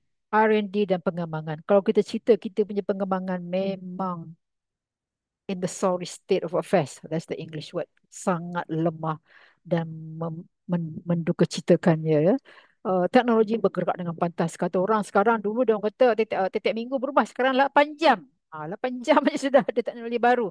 Dan kita kita sudah ketinggalan bukan 8 jam, 8 dekad kita ketinggalan. Jadi ini sangat penting untuk membina titian teknologi di pasaran ataupun di pusat pendidikan dengan petani. Sangat penting. Infrastruktur memanglah perkara asas, yang penting sekali adalah koperasi. Tuan-tuan dan perempuan, saya selalu tegakkan, bayangkanlah, ya, kalau lah Felcra itu koperasi, kalau Felda itu koperasi, LGV itu koperasi, ya, kita boleh lawan dengan Fonterra, kita boleh lawan dengan koperasi Amul di India. Amul tu adalah koperasi ternakan, koperasi tenusu. Ahlinya ada 3-4 ekor lembu aja. Tapi mereka setelah sampai tahap ekspor, ya, itu organisasi koperasi Amul di India, ya. Jadi kita ada potensi tapi kita tidak apa orang katakan, tidak pergunakan. Malangnya kita punya agensi ni lebih sibuk dengan membina subsidiary baru yang tidak berkaitan untuk petani. Termasuklah Nafas, termasuklah Risda, termasuklah Felda. Kita telah melihat tahun 2008 bagaimana GLC baru ini, ya, telah apa orang kata mencuri berbilion wang rakyat dan mencuri masa depan anak cucu kita, ya. Kredit dan insurans, yang ini memang pastilah, ya, pendigitalan dan aplikasi digital termaju dan juga startups. India tu dia maju melalui startup, ya. Okey. Jadi mengambil semua tuntutan SDG, pengalaman negara lain dan masa depan, dinamik masa depan, ini wawasan kami di UPM, perlunya pertumbuhan ke arah pengeluaran beras yang berkualiti, sihat, harga berbatuan, keluaran beras pelbagai dan produk berasaskan beras untuk pengguna. Kesetaraan ataupun inclusivity, agar keuntungan yang setara di kalangan peserta industri untuk inclusivity dan integrasi kelestarian, baik dari segi alami, dari segi sosial, dari segi kewangan dan juga sumber asli. Dan matlamanya untuk memperkasakan petani melalui keusahawanan teknologi di bawah sistem pasaran terbuka, memupuk AKS untuk meningkatkan industri nilai tambah, mewujudkan persaingan yang saksama, sehat dan peluang pasaran yang setara kepada semua peserta untuk menyemadikan, ya, menerap amalan mesra alami, ya, pertanian lestari dan persis, pertanian persis, water footprint yang rendah dan aplikasi ekonomi kitaran ataupun sirkular. Okey, jadi ini adalah cadangan kami di UPM secara mudah je lah ya. Dari kita berpindah daripada sini, okey, kepada sini, liberalisasi. Okey, yang pertama, yang ini ya, telah harga minimum terjamin ni, subsidi ni, petani dah biasa sampai lebih 50 tahun. Jadi kalau kita dedahkan kepada pasaran liberalisasi, mungkin mereka akan demam dan akan lemah. Jadi kita kena buat perlahan. Kita tukar subsidi tersebut kepada bayaran langsung, direct payment, ya, yang bernilai sama dengan harga minimum terjamin sekarang, ya. Dan kalau ada masalah, katalah berlaku bencana, kita berikan pampasan, ya, dan kita galakkan langkah kolektif di kalangan petani. Mereka buat estate, ya, estate Felda lah, estate Bernas. Saya tak pasti siapa yang untung. Lama kelamaan petani kita akan menjadi pekerja. Ya, mereka hanya bekerja kepada Felda, bekerja kepada Bernas. Dan pengalaman yang lepas menunjukkan tak banyak ya projek-projek estate yang berjaya. Saya ingat lagi era-era ETP, Economic Transformation Program, ya, ada estate tapi tak berjaya, ya. Berbilion-bilion telah dibelanja dan kita ulangi balik model yang sama tanpa mengambil kira apa masalah silam dan ulangi balik, ya. Pada saya sepatutnya kita perkasakan petani melalui usaha kolektif dan dipimpin rapi dengan teknologi baru dan sebagainya, pelbagai suntikan teknologi, dan kita tingkatkan produktiviti mereka. Dan ini daripada sini ke sini, di mana ini sokongan banyak kerja ni ya pada industri tersebut, tapi bila kita lakukan ini kita akan mencapai kejayaan yang tinggi. R&D dan perkembangan, tiada monopoli ya. Sekarang monopoli import, monopoli oligopoli benih, oligopoli mesin, ya. Pendigitalan. Saya pernah menulis dalam artikel bagaimana untuk menangani sorok menyerok. Siapa yang menyerok berapa banyak? Saya kata tak payah hantar merinyu pegawai turun padang, ya. Hanya data sudah mencukupi. Kalau sudah ada data, big data yang cukup, anda boleh monitor, boleh tahu siapa, banyak mana, bila, apa melalui big data. Tapi kita masih tak nampak yang itu, ya. Jadi perlu agenda pendigitalan dan teknologi termaju. Sektor input tempatan, memanglah kita tak boleh nak melawan Monsanto, Bayer, tapi sekurang-kurangnya kalau macam Thailand, Vietnam tu 30% input tempatan. At least kurang sikit kos pengeluaran. New Gens Co-op. Ni baru ya, di Amerika sangat popular. New generasi. Generasi baru Co-op, iaitu mereka bukan setakat pengeluar tapi juga menjelajahi kegiatan nilai tambah. Dan sokongan SSN lah ya, Social Safety Net, sama ada melalui kredit, tarif, insurans, bantuan untuk bencana alam, ya. Dan kita perlukan satu lembaga khusus untuk melaksanakan reformasi tersebut. Okey, ini yang kami cadangkan, ya. Saya dan juga beberapa pendidik World Bank, subsidi input kepada bayaran langsung. Bayar terus, bagi cash kepada dia. Telah dilaksanakan di Amerika, di China dan negara lain. Masalah faedahnya, kurangkan belanja kepada kerajaan, kurangkan isu governance dan korupsi, kreativiti.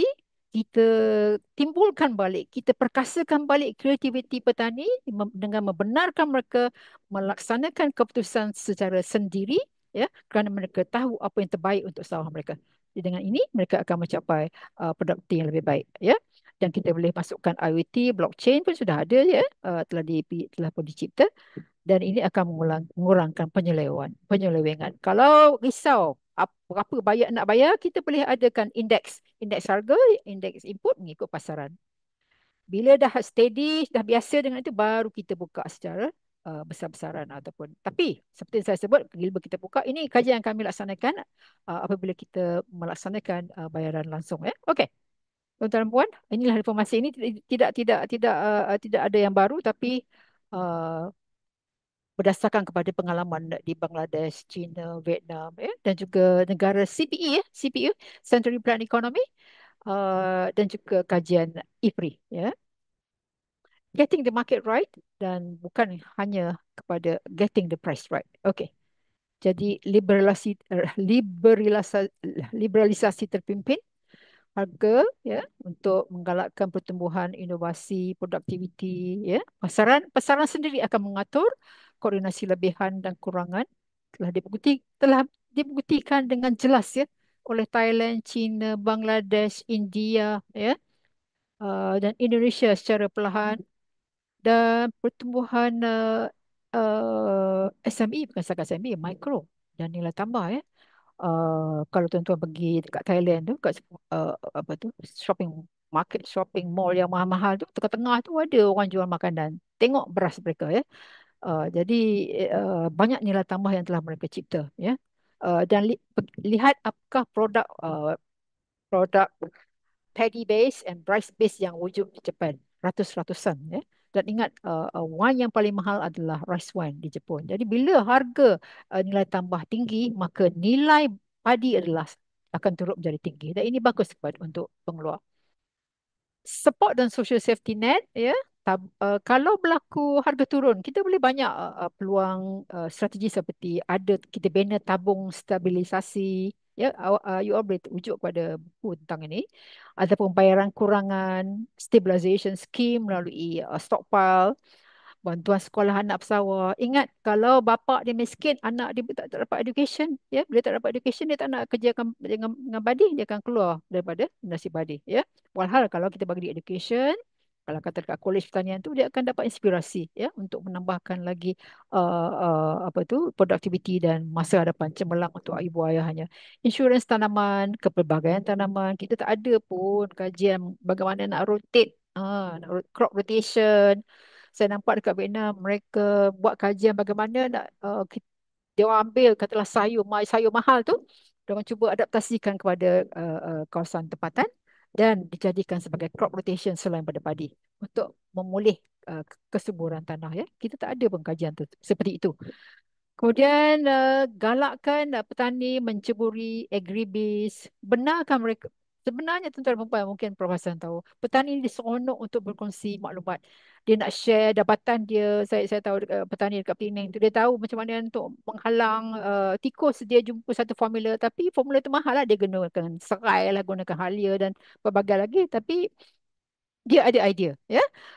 Crop rotation, farmer field school, exchange program, latihan hantar kita punya koperasi, kita punya petani keluar negara untuk dapat idea. Ya.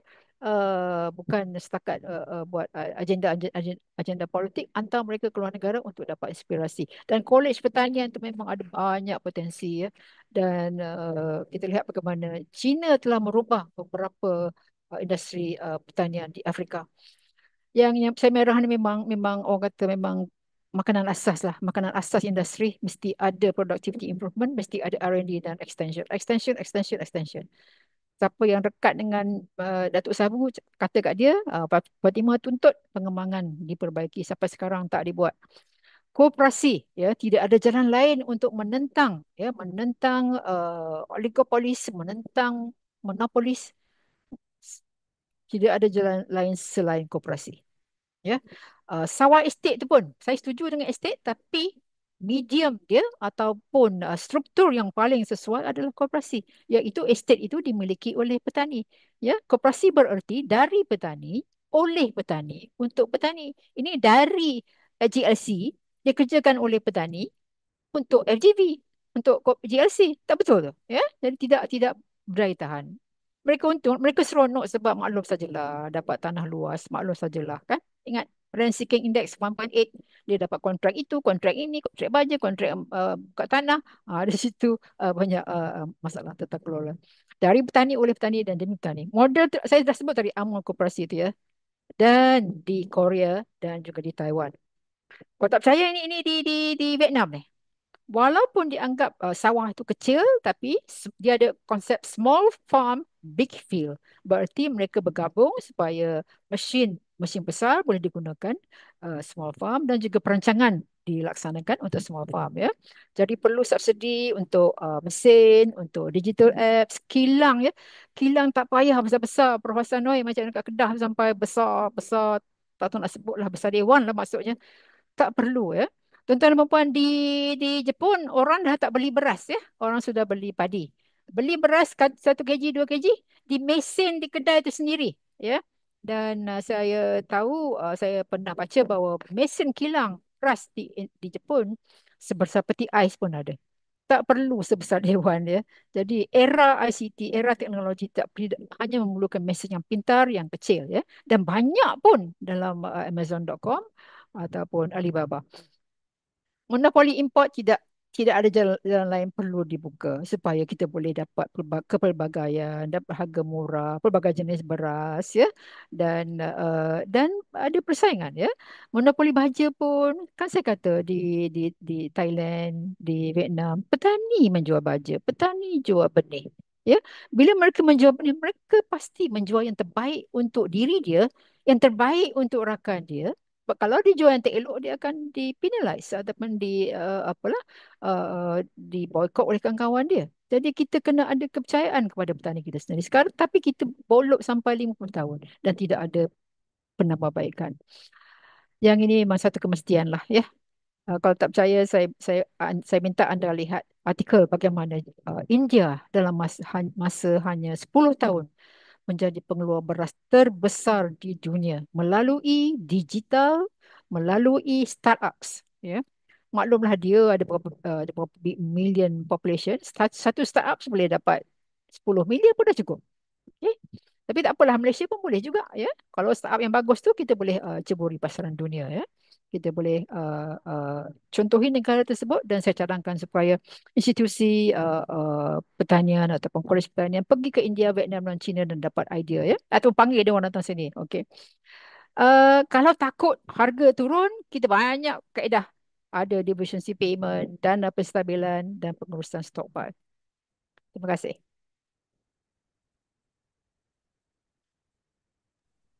Terima kasih banyak pada Prof. Fatimah atas Okey. rayaan yang panjang lebar. Hmm. Banyak isu yang diketengahkan. Banyak juga inisiatif-inisiatif yang telah dicadangkan dan telah dilaksanakan sehingga kini. Baiklah Prof. Fatimah, saya akan mulakan dahulu dengan beberapa soalan. Kita lihat Prof. Fatimah, Singapura, Kalau kita seakan-akan macam production function yang kita belajar dalam microeconomy itu tidak betul. Production function, capital, labor, land, entrepreneur. Singapura tidak ada land, kekurangan capital. Tapi bagaimana Singapura ini dia boleh mencapai taraf sebagai Global Food Safety Initiative terbaik di dunia berbanding dengan kita dengan pelbagai strategi, pelbagai institusi, pelbagai dasar pertanian negara pertama, kedua, ketiga dan lain-lain yang tak nampak kita mencapai matlamat-matlamat yang telah ditetapkan. Boleh sedikit huraikan, Prof. Fatimah? Okay, satu pemerhatian yang baik ya, macam mana negara yang sekecil sebesar Melaka ya, Singapura mau menjadi mencapai tempat pertama dalam Global Food Security Index. Tapi ingat kita bukan Singapura ya. Singapura dari segi pegawainya, pemimpinnya semua berlandaskan meritokrasi ya. Jadi bukanlah saya nak sindir lah, tapi mereka memiliki pemimpin-pemimpin yang pintar dan teknologi tertinggi. Mereka terpaksa menggembling teknologi mereka, kepakaran mereka untuk pastikan mereka ada akses dan sebagainya ya. Itu Singapura ya. Tapi jangan lupa kita lagi kaya daripada Singapura sebenarnya, walaupun pendapatan kita, dia punya GDP per kapita sudah naik 60K ya, 90K. Tertinggi di dunia. Kita baru terkekial 14K ya. Tapi kita ada sumber alam yang sangat kaya ya. Kita punya variety, ada ratusan di Sabah tu, yang merah, yang hitam, yang tak tahu nasib lah, macam beras ada, belum masuk Sarawak lagi yang tidak kita terokai. Dan itulah kekayaan masa depan yang kita harus fikirkan. Dan sama juga dengan di Semenanjung ya. Dan anda telah melihat bagaimana polisi pelindungan kita telah menyebabkan beberapa kelemahan, kerugian ya, dan sepatutnya tidak berlaku tapi berlaku. Jadi kita harus terima hakikat bahawa kita telah tersalah langkah ataupun tidak begitu pintar dalam mengemudikan sektor yang sangat penting ini, di mana sebenarnya kita memiliki comparative advantage yang sangat besar, ya, sebagaimana India, sebagaimana Thailand, sebagaimana Indonesia. Jadi perlu perubahan struktur. Dan seperti yang saya sebutkan di Singapura tadi, meritokrasi, aplikasi teknologi, dan alam alam circular ekonomi, ya. Singapura tidak ada sampah, ingat tak? Singapura tak ada sampah. Kemudian air dulu kan dia bergantung pada Malaysia, tapi dia mampu, ya, mencernakan air untuk bekalan mereka sendiri. Jadi itu membezakan Singapura dengan Malaysia. Baik, terima kasih Prof. Fatimah. Perkara yang kedua yang selalu diperkatakan oleh penyelidik-penyelidik dalam keadaan ekonomi sekarang ini adalah lebih untung jika kita mengimport padi daripada kita mengeluarkan padi. Apa pendapat Prof. Fatimah? Banyak saya dengar dekat TikTok yang apa gaduh, import je lah. Hmm. Memanglah kita import selama ni kan. Tengok kita import kita telah pun meningkat daripada 30% kepada hampir 50% sekarang. Tapi ingat, apabila kita mengimport, ya, ini akan melemahkan industri padi dan beras kita. Walhal, tuan-tuan dan puan, kita lebih daripada mampu kalau kita gembelengkan sumber kita dengan baik. Lebih daripada mampu, malah kita boleh mengeksport kalau kita pandai. Cuma anda telah melihat pelbagai kelemahan yang kita alami, ya, dari segi polisi, R&D pun. Barulah bila tahun 10 tahun lepas UPM hasilkan variety. Tapi itu pun daripada strain yang sama. Faham tak? Strain yang sama, dan dia orang buat mutation ke, itulah yang dikeluarkan. Sama juga dengan unit apa tu? uh, unit teknologi tenaga nuklear. Walhal variety lagi banyak lagi tu, tidak diterukai. Prospeknya sangat banyak tapi memerlukan masa. Dan saya rasa kalaulah kita ni macam China, macam India, memang boleh buat. Memang boleh buat. Jangan takut. Baik, terima kasih Prof. Fatimah. Soalan yang terakhir daripada saya Prof. Fatimah. Hmm. Jadi adakah kita ini terlalu menjaga sentimental value untuk industri padi ini? Maksud kita tak nak memecahkan, kita nak dia maintain seperti biasa. Sebab padi ini memberi atau dia ada satu sentimental value kepada kepada sesetengah penduduk Malaysia ini. Apa pendapat Prof? Mungkin to me, saya lagi kuat sentimental saya, itu yang saya mahukan perubahan. Semua orang kalau tengok pokok padi memang menangis lah. Sangat cantik, sangat sangat alami lah kata orang, sangat hijau. Udara pun okey lah kan, cantik. Angin angin lalu. Memang satu anugerah lah, anugerah ilahi pada kita, ya. Dan saya tak faham mengapa setengah orang membenci kepada pesta memuja semangat padi. Bukannya kita puja Tuhan lain, kita bersyukur kepada Ilahi kerana memberi tanaman padi yang begitu cantik, yang memberi makanan kepada kita, yang akan membesarkan anak-anak kita, ya. Jadi memang besar fungsi padi dan beras kepada kita. Jadi pada saya tak salah kalau kita memuja semangat padi macam di Sabang Sarawak.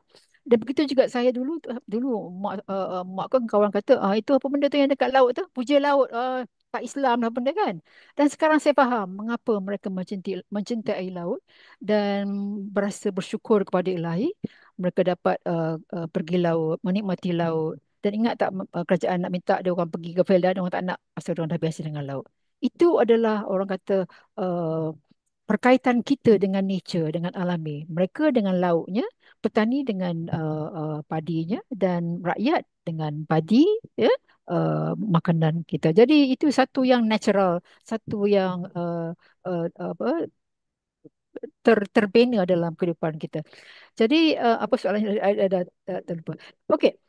Sayangnya pembentangan saya bukan setakat pembentangan saya je, Prof Hassan.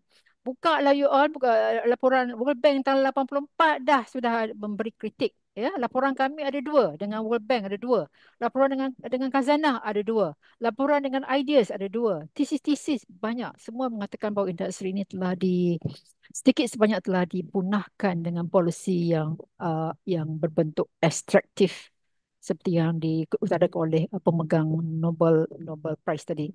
Ekstraktif, uh, uh, ahli politik secara tak langsung bersekongkol dengan elit-elit industri padi ini sehingga melemahkan prestasi industri tersebut dan secara terus melemahkan kedudukan petani dan menyebabkan mereka hidup kemiskinan dan industri ini tidak berkembang maju. Jadi bolehkah kita bersetuju atau pendapat Prof Fatimah sebenarnya political economic itu tidak menggalakkan madani dalam sektor padi ini? Soalan berat tu. Sebenarnya kalau ikut literature, uh, ada sebab. Kalau kerajaan tidak mengambil sebarang perubahan, pasti ada sebabnya. Ya, maknanya tidak ada political will. Jadi mengikut pengalaman saya, memanglah sektor ini sangat sensitif, ya, dan stakeholdernya ramai, ya. Walaupun petani hanya 250,000, ya, ataupun 1/4 juta, 1/4 juta, tetapi yang menggunakan beras adalah ramai, 31 million, ya. Jadi walaupun ya pengguna hanya belanja sebulan RM50 ke atas beras, tapi beras itu penting. Jadi sudah biasa dengan harga RM2.60. Berapa tahun dah sudah berdekat-dekat. Jadi psikologi itu harus diubah bahawa sesuatu yang penting, sesuatu yang berkhasiat, nilainya tinggi. Jadi kalau harga murah, ia akan membunuh industri tersebut. Ya, kita lihat bagaimana uh, Jepun memberi daulat ya ataupun sovereignty ke atas padi dan beras mereka dengan R&D-nya, dengan harga yang tingginya, ya, dan menerima tempat yang istimewa dalam ekonomi mereka. Begitu sepatutnya sikap kita kepada padi dan beras. Jadi kita harus kurangkan sebarang tentangan, cabaran yang melemahkan industri tersebut, yang menyebabkan petani miskin, yang menyebabkan tidak ada inovasi, yang menyebabkan hanya beberapa pihak yang kaya, yang menyebabkan kita terkapai-kapai apabila berlaku krisis. Kita boleh menjadi lebih kuat daripada itu kalau kita adakan reformasi secara bijak dan secara terpimpin, satu demi satu. Kita tolak tepi ataupun buang elemen-elemen yang menghalang kepada reformasi ataupun elemen yang menghalang kepada pertumbuhan, kepada persaingan yang saksama, menghalang uh, peningkatan pendapatan kepada petani, yang menghalang inovasi dan apa saja. Saya yakin itu akan membawa perubahan besar kepada industri kita. Terima kasih Prof Fatimah. Sekarang saya buka pada tuan-tuan, puan-puan jika nak bertanyakan soalan terus kepada Prof, silakan. Buka mic dan boleh terus tanya soalan pada Prof.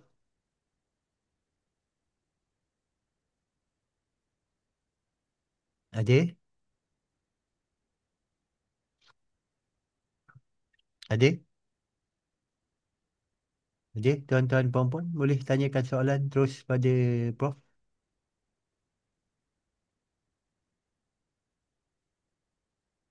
Assalamualaikum. Selamat tengah hari. Waalaikumsalam. Terus Assalamualaikum. Boleh dengar ya? Ya. Ruspida dari Lestari UKM. Harus pindah. teruskan. Ya, apa khabar semua? Alhamdulillah sihat. Alhamdulillah. Okey, pertamanya saya mengucapkan tahniahlah kepada Prof Fatimah ya kerana telah memberikan satu pembentangan yang cukup komprehensif pada pagi ini. Saya ada satu soalan lah untuk tengah hari ini berkaitan dengan cadangan Prof Fatimah untuk meliberalisasikan secara terpimpin ya industri padi dan beras negara kita. Kalau kita sebut dari segi liberalisasi ni, maksudnya di sini adalah apa ni menamatkan ya, menamatkan ataupun memberhentikan sebarang bentuk campur tangan kerajaan khususnya di dalam industri ataupun sektor padi dan beras.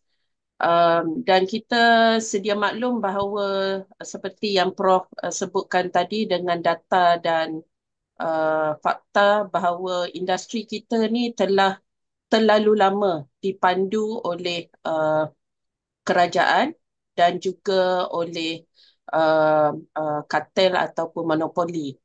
Uh, Bila disebutkan liberalisasi juga, ia berkait dengan faktor dalam konteks industri padi dan beras kita, dia berkait juga dengan faktor dari segi kestabilan. Eh? Apabila kita membuka pasaran kepada padi dan beras kita, makna katanya tidak ada lagi campur tangan ataupun panduan daripada kerajaan. So dari segi aspek kestabilan, sebab beras adalah makanan ruji kita dan petani yang terlibat dengan industri ini adalah bilangannya ramai dan rata-ratanya mereka ni adalah tergolong dalam masih lagi miskin, ya, apa tidak tidak ada orang kata mobility dari segi pekerjaan yang untuk beralih mereka daripada sektor pertanian ataupun padi kepada pekerjaan yang sektor lain ataupun industri lain. Jadi dari segi aspek kestabilannya, apa respon balas Prof Fatimah? Mungkin dari segi jangka masa liberalisasi tersebut perlu dilihat dalam jangka masa apa yang boleh dibuat dalam jangka masa pendek, singkat, jangka masa sederhana ataupun dalam jangka masa panjang. Dan dalam konteks supply chain tu, mana yang perlu yang boleh dipercepatkan liberalisasi dan mana yang perlu mengambil masa jangka masa yang panjang untuk diliberalisasi dalam konteks untuk memastikan bahawa industri ini stabil, ya. Bukan saja untuk petani tetapi juga untuk dalam konteks pengguna yang kita sebagai yang consume at least 2 ataupun 3 kali sehari lah makan nasi, kan. Saya mengharapkan respon balas Prof Fatimah berkaitan dengan liberalisasi versus stability dalam industri padi dan beras kita. Terima kasih. Terima kasih Rafida, soalan yang bagus.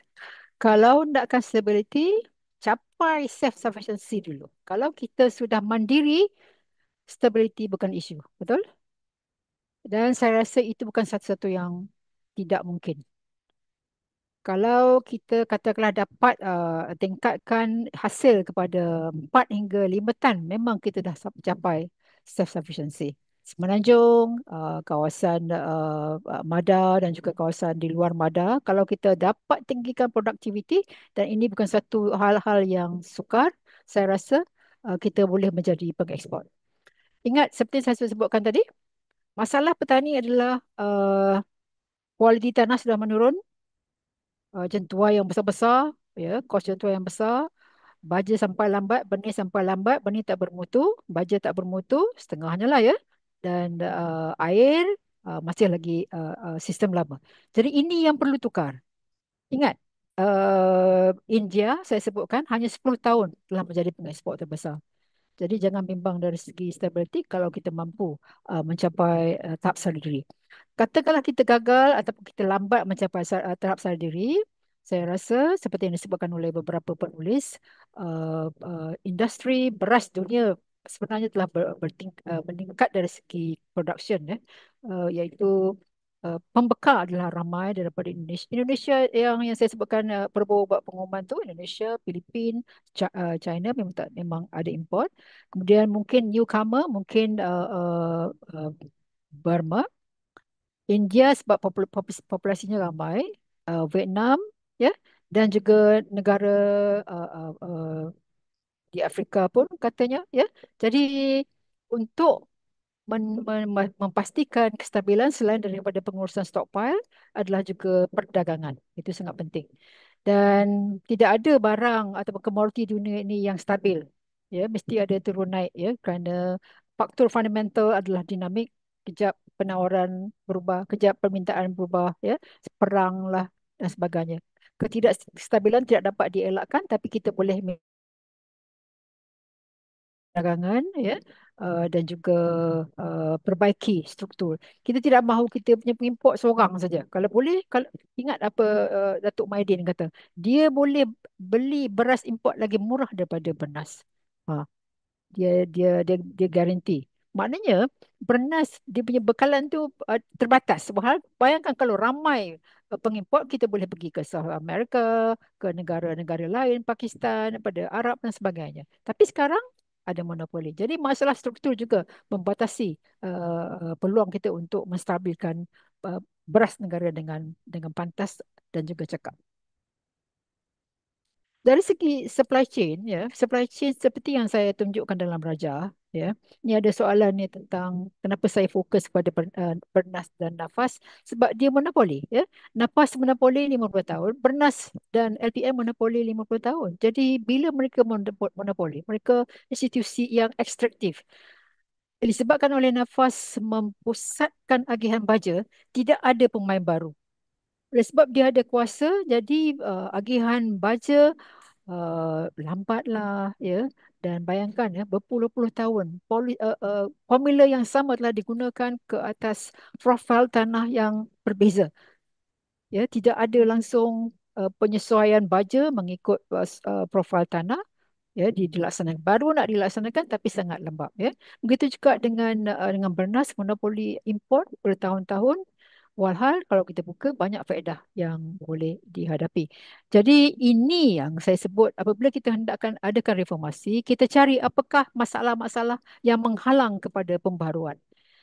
Jadi kalau kita kurangkan monopoli nafas ke, monopoli bernas ke, tak perlu pakai kilang-kilang besar, tak perlu pakai jentuai-jentuai besar. Kita galakkan koperasi, ya. Kilang besar sekarang boleh buat kilang kecil.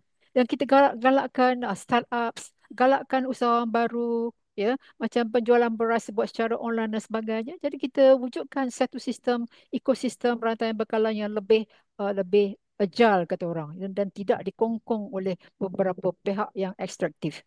Terbuka kepada orang muda, usahawan muda, ataupun mereka-mereka yang menggunakan aplikasi teknologi dan sebagainya. Itu yang kita mahu. Jadi prospeknya ada, tapi kita perlu sediakan, kita suburkan laluan yang akan membawa perubahan kepada sektor padi dan beras. Di pendapat Prof. Fatimah, adakah kita punya self-sufficiency rate kita akan meningkat akan datang? Sebab trend kebelakangan ini menunjukkan dia semakin berkurangan. Okey, kalau kita terus BAU, business as usual, kita akan dapat impact yang sama ada berterusan seperti sekarang ini atau kian memburuk. Yang itu saya yakin. Jadi kita sangat perlu membawa perubahan. Dunia telah berubah dengan pantas. Kita masih terperangkap di paradigma yang lama. Polisi ini dulu popular di kalangan negara-negara Afrika, ya, tahun 70-an, ya, di mana kita gunakan parastatal ataupun state-owned enterprise untuk monopoli agihan, ya. Dan mereka telah berubah, telah membuang ataupun mengenepikan SOE dan juga parastatal, dan telah meliberalisasikan sektor mereka termasuk koko, ya. Dan saya sebutkan Bangladesh, dia melaksanakan liberalisation pada tahun 1985. Kesan daripada liberalisasi adalah peningkatan bilangan kilang daripada, tak silap saya, 20,000 naik kepada 60,000 kilang-kilang baru. Tapi kita dah terbalik. Kita dulu 1,800 turun kepada 153, daripada bersaing terus kepada berpusat, ya. Dan bila dia berpusat, keuntungan tak cukup, jadi dia terpaksa mengaut sebanyak mungkin untuk hidup. Dan tidak ada orang kata, contohnya, ya, katalah menggunakan smart teknik ke, ataupun kilang yang lebih kecil, yang lebih berproduktiviti tinggi. Kadar recovery rate pun 65%, 68%, padahal di Thailand sudah 72%, ya. Jadi banyak rugi. Jadi itu yang sebabkan perubahan struktur itu perlu di sepanjang rantaian bekalan, supaya kita wujudkan sistem baru yang lebih orang kata fleksibel, lebih smart, ya, dan lebih equitable lah, sama rata untuk semua. Kita mahukan usahawan baru, pengusaha baru dalam sistem tersebut. Bayangkan yang saya sebut tu, kilang itu dimiliki oleh 5 generasi. Itu adalah satu apa apa nak kata monopoli. Memang itu tepatlah dia monopoli kilang tersebut. Walhal sepatutnya dalam era sekarang kita perlukan yang baru ni, orang muda masuk bawa kilang baru yang lebih smart lah, yang lebih mesra alami lah. Jadi itu pandangan saya lah. Okay, thank you. Terima kasih Prof. Saya buka lagi jika ada soalan-soalan boleh tanya terus pada Prof Fatimah. Silakan. Silakan tanya soalan lagi. Jika ada lagi soalan, ada.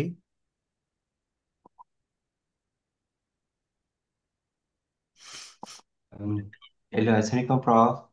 Hello. Terima kasih Prof untuk penerangan yang jelas. Saya memang ikutilah penulisan Prof daripada 2012 lagi tentang padi, Terima kasih. petani. Memang saya yakinlah one of the issue adalah monopoli.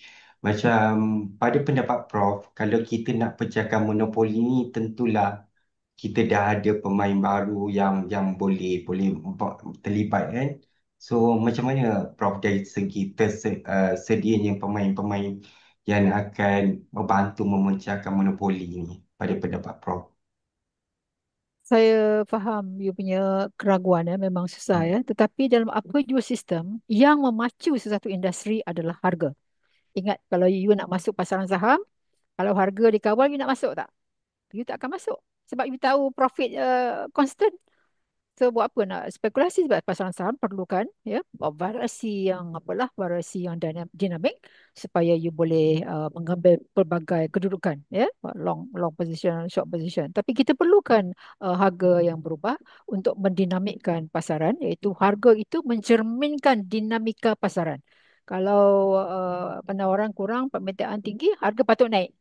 Kau macam sekarang ni, uh, hujan ke, bencana alam ke, harga-harga apa ni, harga beras masih lagi RM2.60. Ya, walhal harga dunia tentu pun naik ya. Dan bila harga dunia naik, harga kita masih lagi RM2.60, kita tengok kita punya pengilang dan juga bernas sendiri dan pemborong buat beras campur ya. Dan yang paling sedih, mereka melaksanakan hoarding ataupun sorok, lama punya sorok, untuk memberi masa mereka, pertama untuk membungkus, ia melibatkan masa dan juga kos, dan yang kedua untuk menunggu masa yang terbaik untuk melepaskan beras, iaitu bila harga naik kan. Bila harga naik, dia dapat memaksimalkan untung. Dengar cerita memang ribu-ribu ringgit lah satu satu satu satu tan tu. Okey. Jadi perbezaan harga tadi menyebabkan, mendorong mereka melaksanakan hoarding dan juga melaksanakan campuran beras. Dan mereka yang mendapat untung dan petani tidak mendapat keuntungan. Jadi apa yang saya nak katakan ialah harga itu sangat penting kerana ia menentukan keputusan yang dibuat oleh peserta-peserta, sama ada pengusaha yang nak masuk ke, ataupun peniaga yang nak jual beras ke, ataupun pengusaha yang apa, yang nak buat cara baru. Ingat tak kes dekat Indonesia tu, there's satu pelajar daripada ITB, uh, dia buat e-fisheries apps ya, untuk membantu penternak-penternak kecil aquaculture untuk menjual dia orang punya ikan ke Eropah sampai dan dunia, dan dia berjaya. Malangnya separuh jalan dia tamak, dia sudah tipu dia punya penyata untung rugi ya, dan dapat ditangkap. Tapi apa usaha yang beliau lakukan adalah sangat cemerlang. Menyatu padukan si kecil ini via online business sampai ke tahap pasaran ekspor. Ya. Kalau you kata, ada orang kata, alah kalau kita buat startup pun berapalah kita punya size market. Saya nak bagi satu contoh ya. Saya kenal seorang pengusaha di Raub ya. Dia adalah seorang engineer. Dia ada kebun kebun koko. Kebun koko ni kecil aja. I think tak ingat berapa, tapi dia memerlukan satu alat untuk memecahkan buah koko untuk mendapatkan biji koko, dan dia telah mencipta satu mesin untuk memecahkan koko, untuk ekstrak, mengambil biji koko, dan dia berjaya mencipta mesin tersebut dan mampu menjual sampai ke Brazil dan negara South America. Nampak tu? Jadi tidak semestinya dalam era sekarang ya, kalau you ada inovasi baru, the world is not a constraint. You boleh jual mana-mana. Macamlah si Amazon.com ataupun Alibaba, kan? Mereka hanya sediakan app saja, then you boleh jual mana-mana. So sempadan bukan satu halangan. Jadi itu yang saya mahu anda semua cuba tengok ya bagaimana. Nanti kalau saya sebut Israel, you marah. Tapi Israel tu dia punya pertanian persis dia sangat maju. Dan banyak pekerja Thailand, pekerja Vietnam men- me- mencedok dia punya teknologi dan bawa balik. Industri ternakan di Vietnam adalah dibantu oleh orang Israel dan sangat maju ya. Ternakan di Vietnam. Industri ternakan di Thailand dibantu oleh Holland melalui King dia lah, dia punya King Bengpol dia kerjasama ya.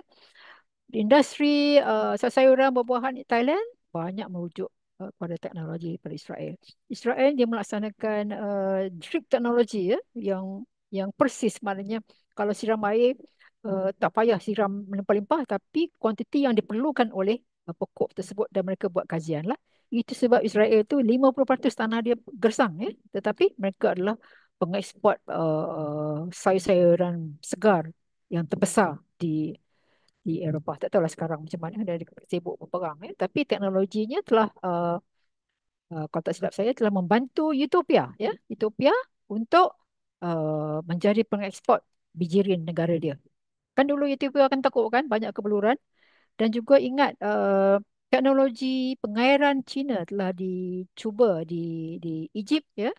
Kawasan padang pasir telah menjadi hijau dan dibantu oleh negara China.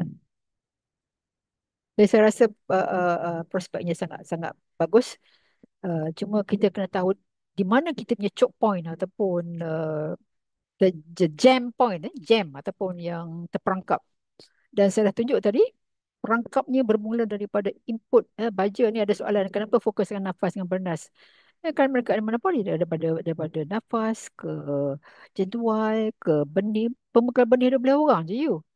Nak cover sampai 250 orang petani sana sini. Dan perlu perlu on time, the right quality, dan tidak berlaku dengan baik ya. Belum masuk pengilang lagi. Petani dapat menjual satu atau dua pengilang saja ya. Jadi dia terpaksa menjadi price taker saja dalam sistem tersebut. Jadi bila ada pihak yang termangsa dalam satu sistem, sistem-sistem itu tidak akan maju. Dia akan menjadi ekstraktif. Ekstraktif selagi mungkin, selagi banyak dia boleh cakup, dia akan cakup ya, sehingga petani lemah, hasil menurun, sehingga kita terpaksa mengimport dengan banyak. Semua disebabkan oleh struktur. Itu jawapan saya. Boleh? Baik, terima kasih Prof. Fatimah. Okay, thank you.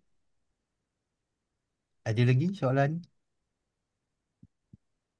Ada lagi jika nak tanya soalan terus pada Prof. Fatimah? Ada?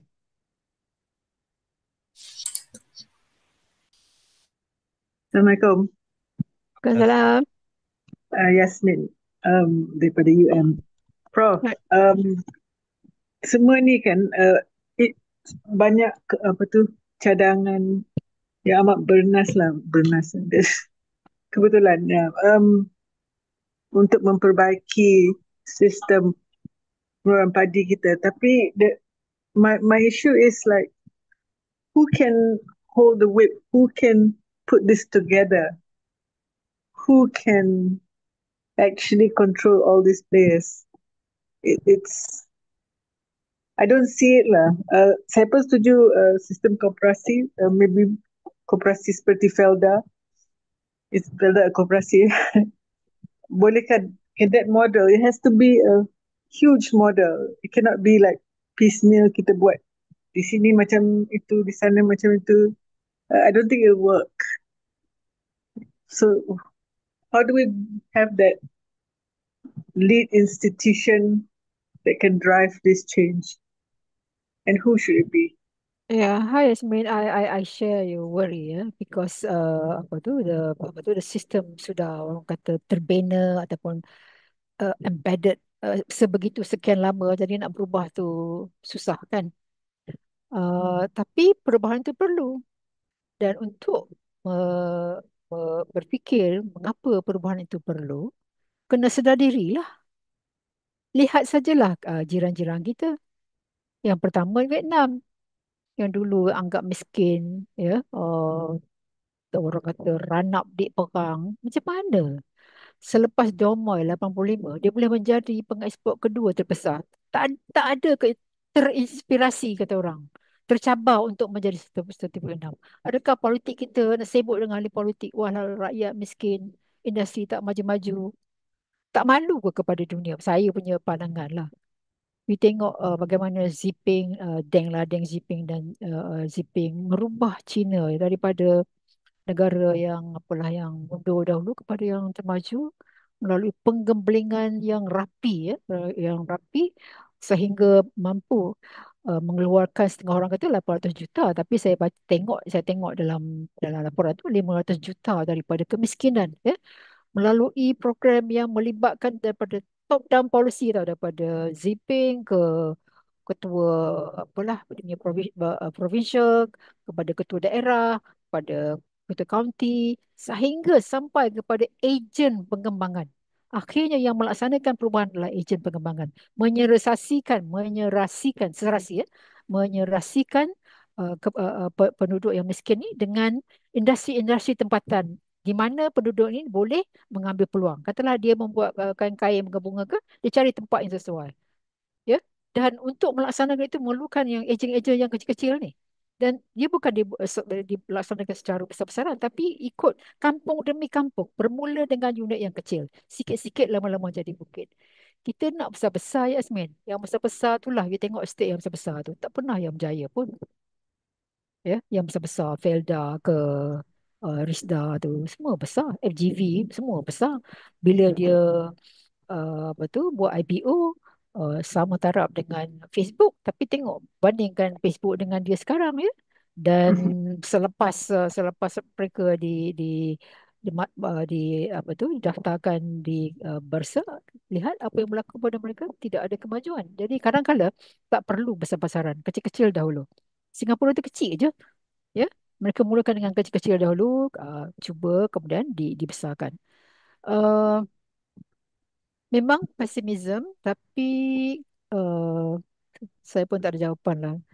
Kalau you ada kesedaran tu, mengapa kita tak maju walhal yang sekeliling kita dengan sekelip mata saja, tiba-tiba saja India tu.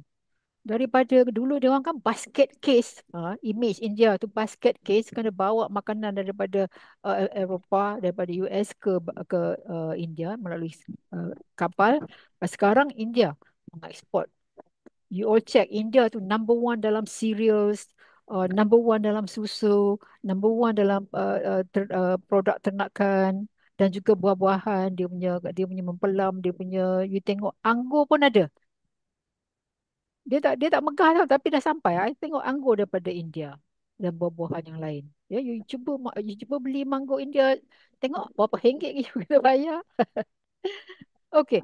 Jadi saya tak ada jawapan lah, Yasmin. Cuma kena ada political will seperti yang ditunjukkan oleh Xiping dan juga Deng. Saya bukanlah penyokong komunis, tapi saya setuju, sangat sangat kagum dengan komitmen yang mereka tunjuk untuk membantu rakyat mereka. Lagi satu saya nampak, kalau you all tengok ucapan-ucapan Xiping ke ucapan pemimpin Cina, selalu ada kata-kata kematangan daripada peradaban mereka tau.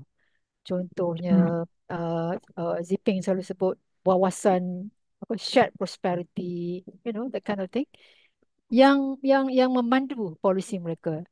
Satu lagi, kalau you naik sampan, katalah kalau semua tak bersatu, tak akan sampai ke destinasi, that kind of wisdom, ya.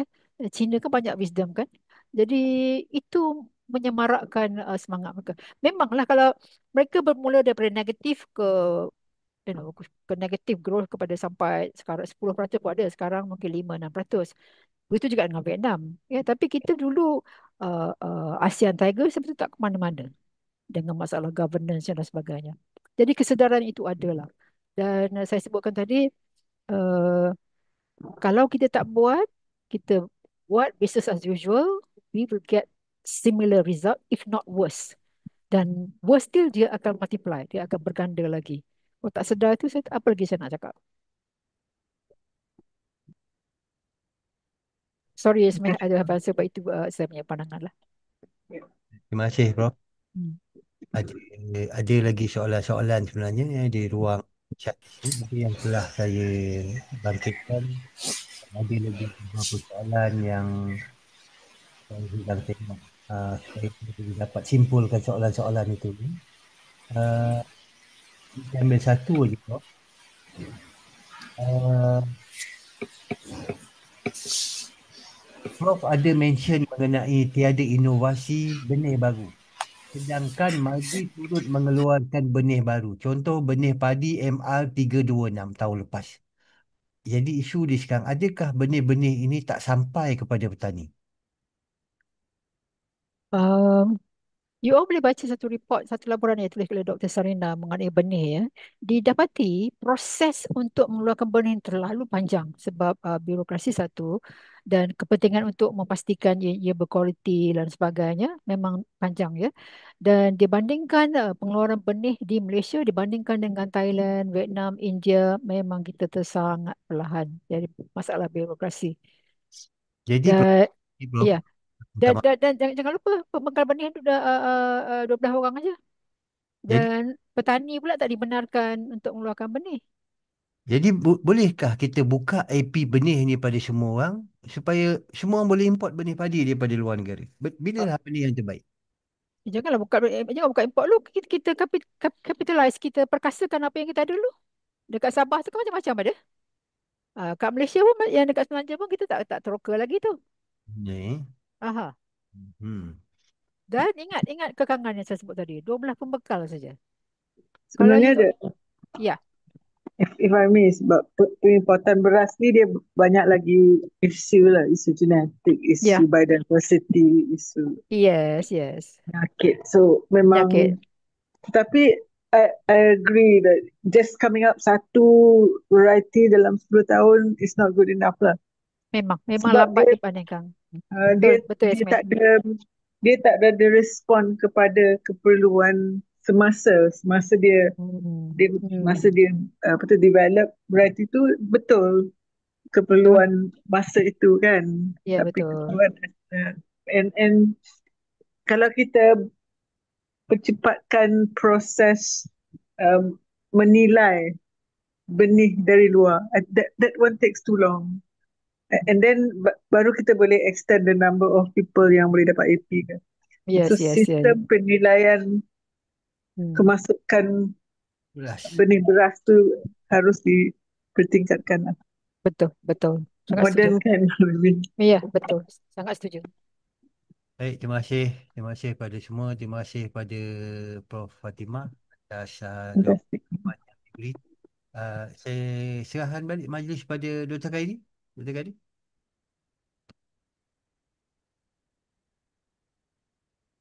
On your mic. On Dr. Khairi.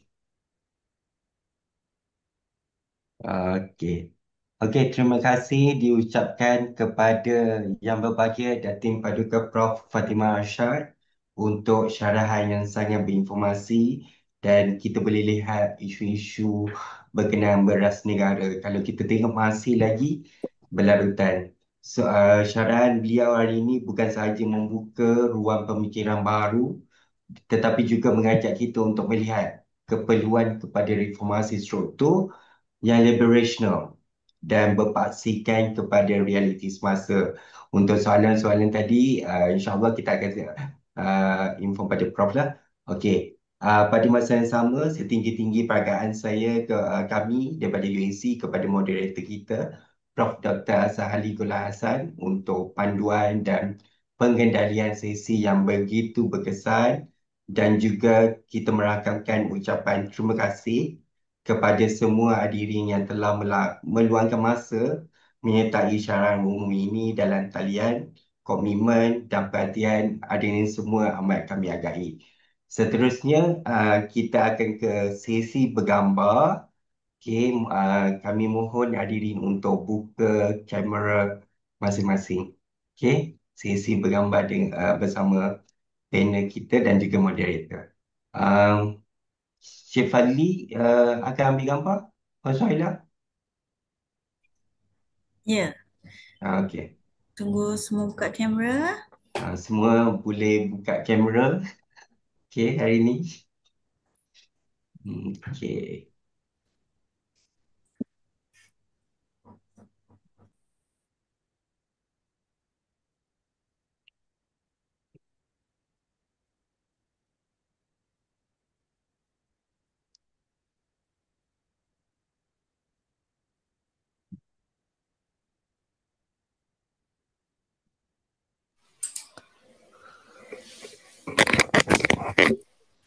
Okey, dengan kiraan 1, 2, 3.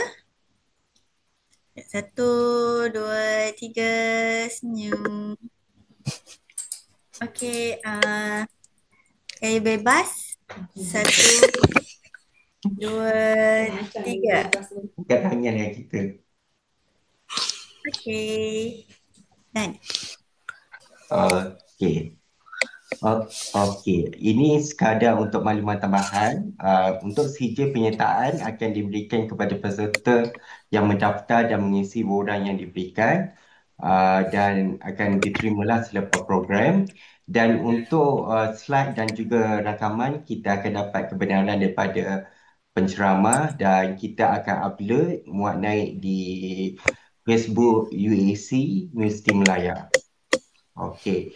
Dengan itu, berakhirlah sudah untuk Aziz Talk and Public Policy Public Lecture Series 2025. Semoga segala perkongsian pada hari ini memberi manfaat dan menjadi pemangkin kepada pembincangan dasar yang lebih holistik dan progresif pada masa hadapan. Oleh itu, sekian. Wabillahi taufiq wal hidayah. Warahmatullahi wabarakatuh. Assalamualaikum. Waalaikumsalam. Waalaikumsalam. Terima kasih, Prof. Terima kasih Assalamualaikum. Prof. Terima Thank kasih, you, Prof. thank you everyone Terima for your kasih Terima semua. support. kasih semua. Okay. Thank you. Okay, Assalamualaikum jumpa lagi. Thanks, warahmatullahi. Profesor. Okey, terima Assalamualaikum. kasih.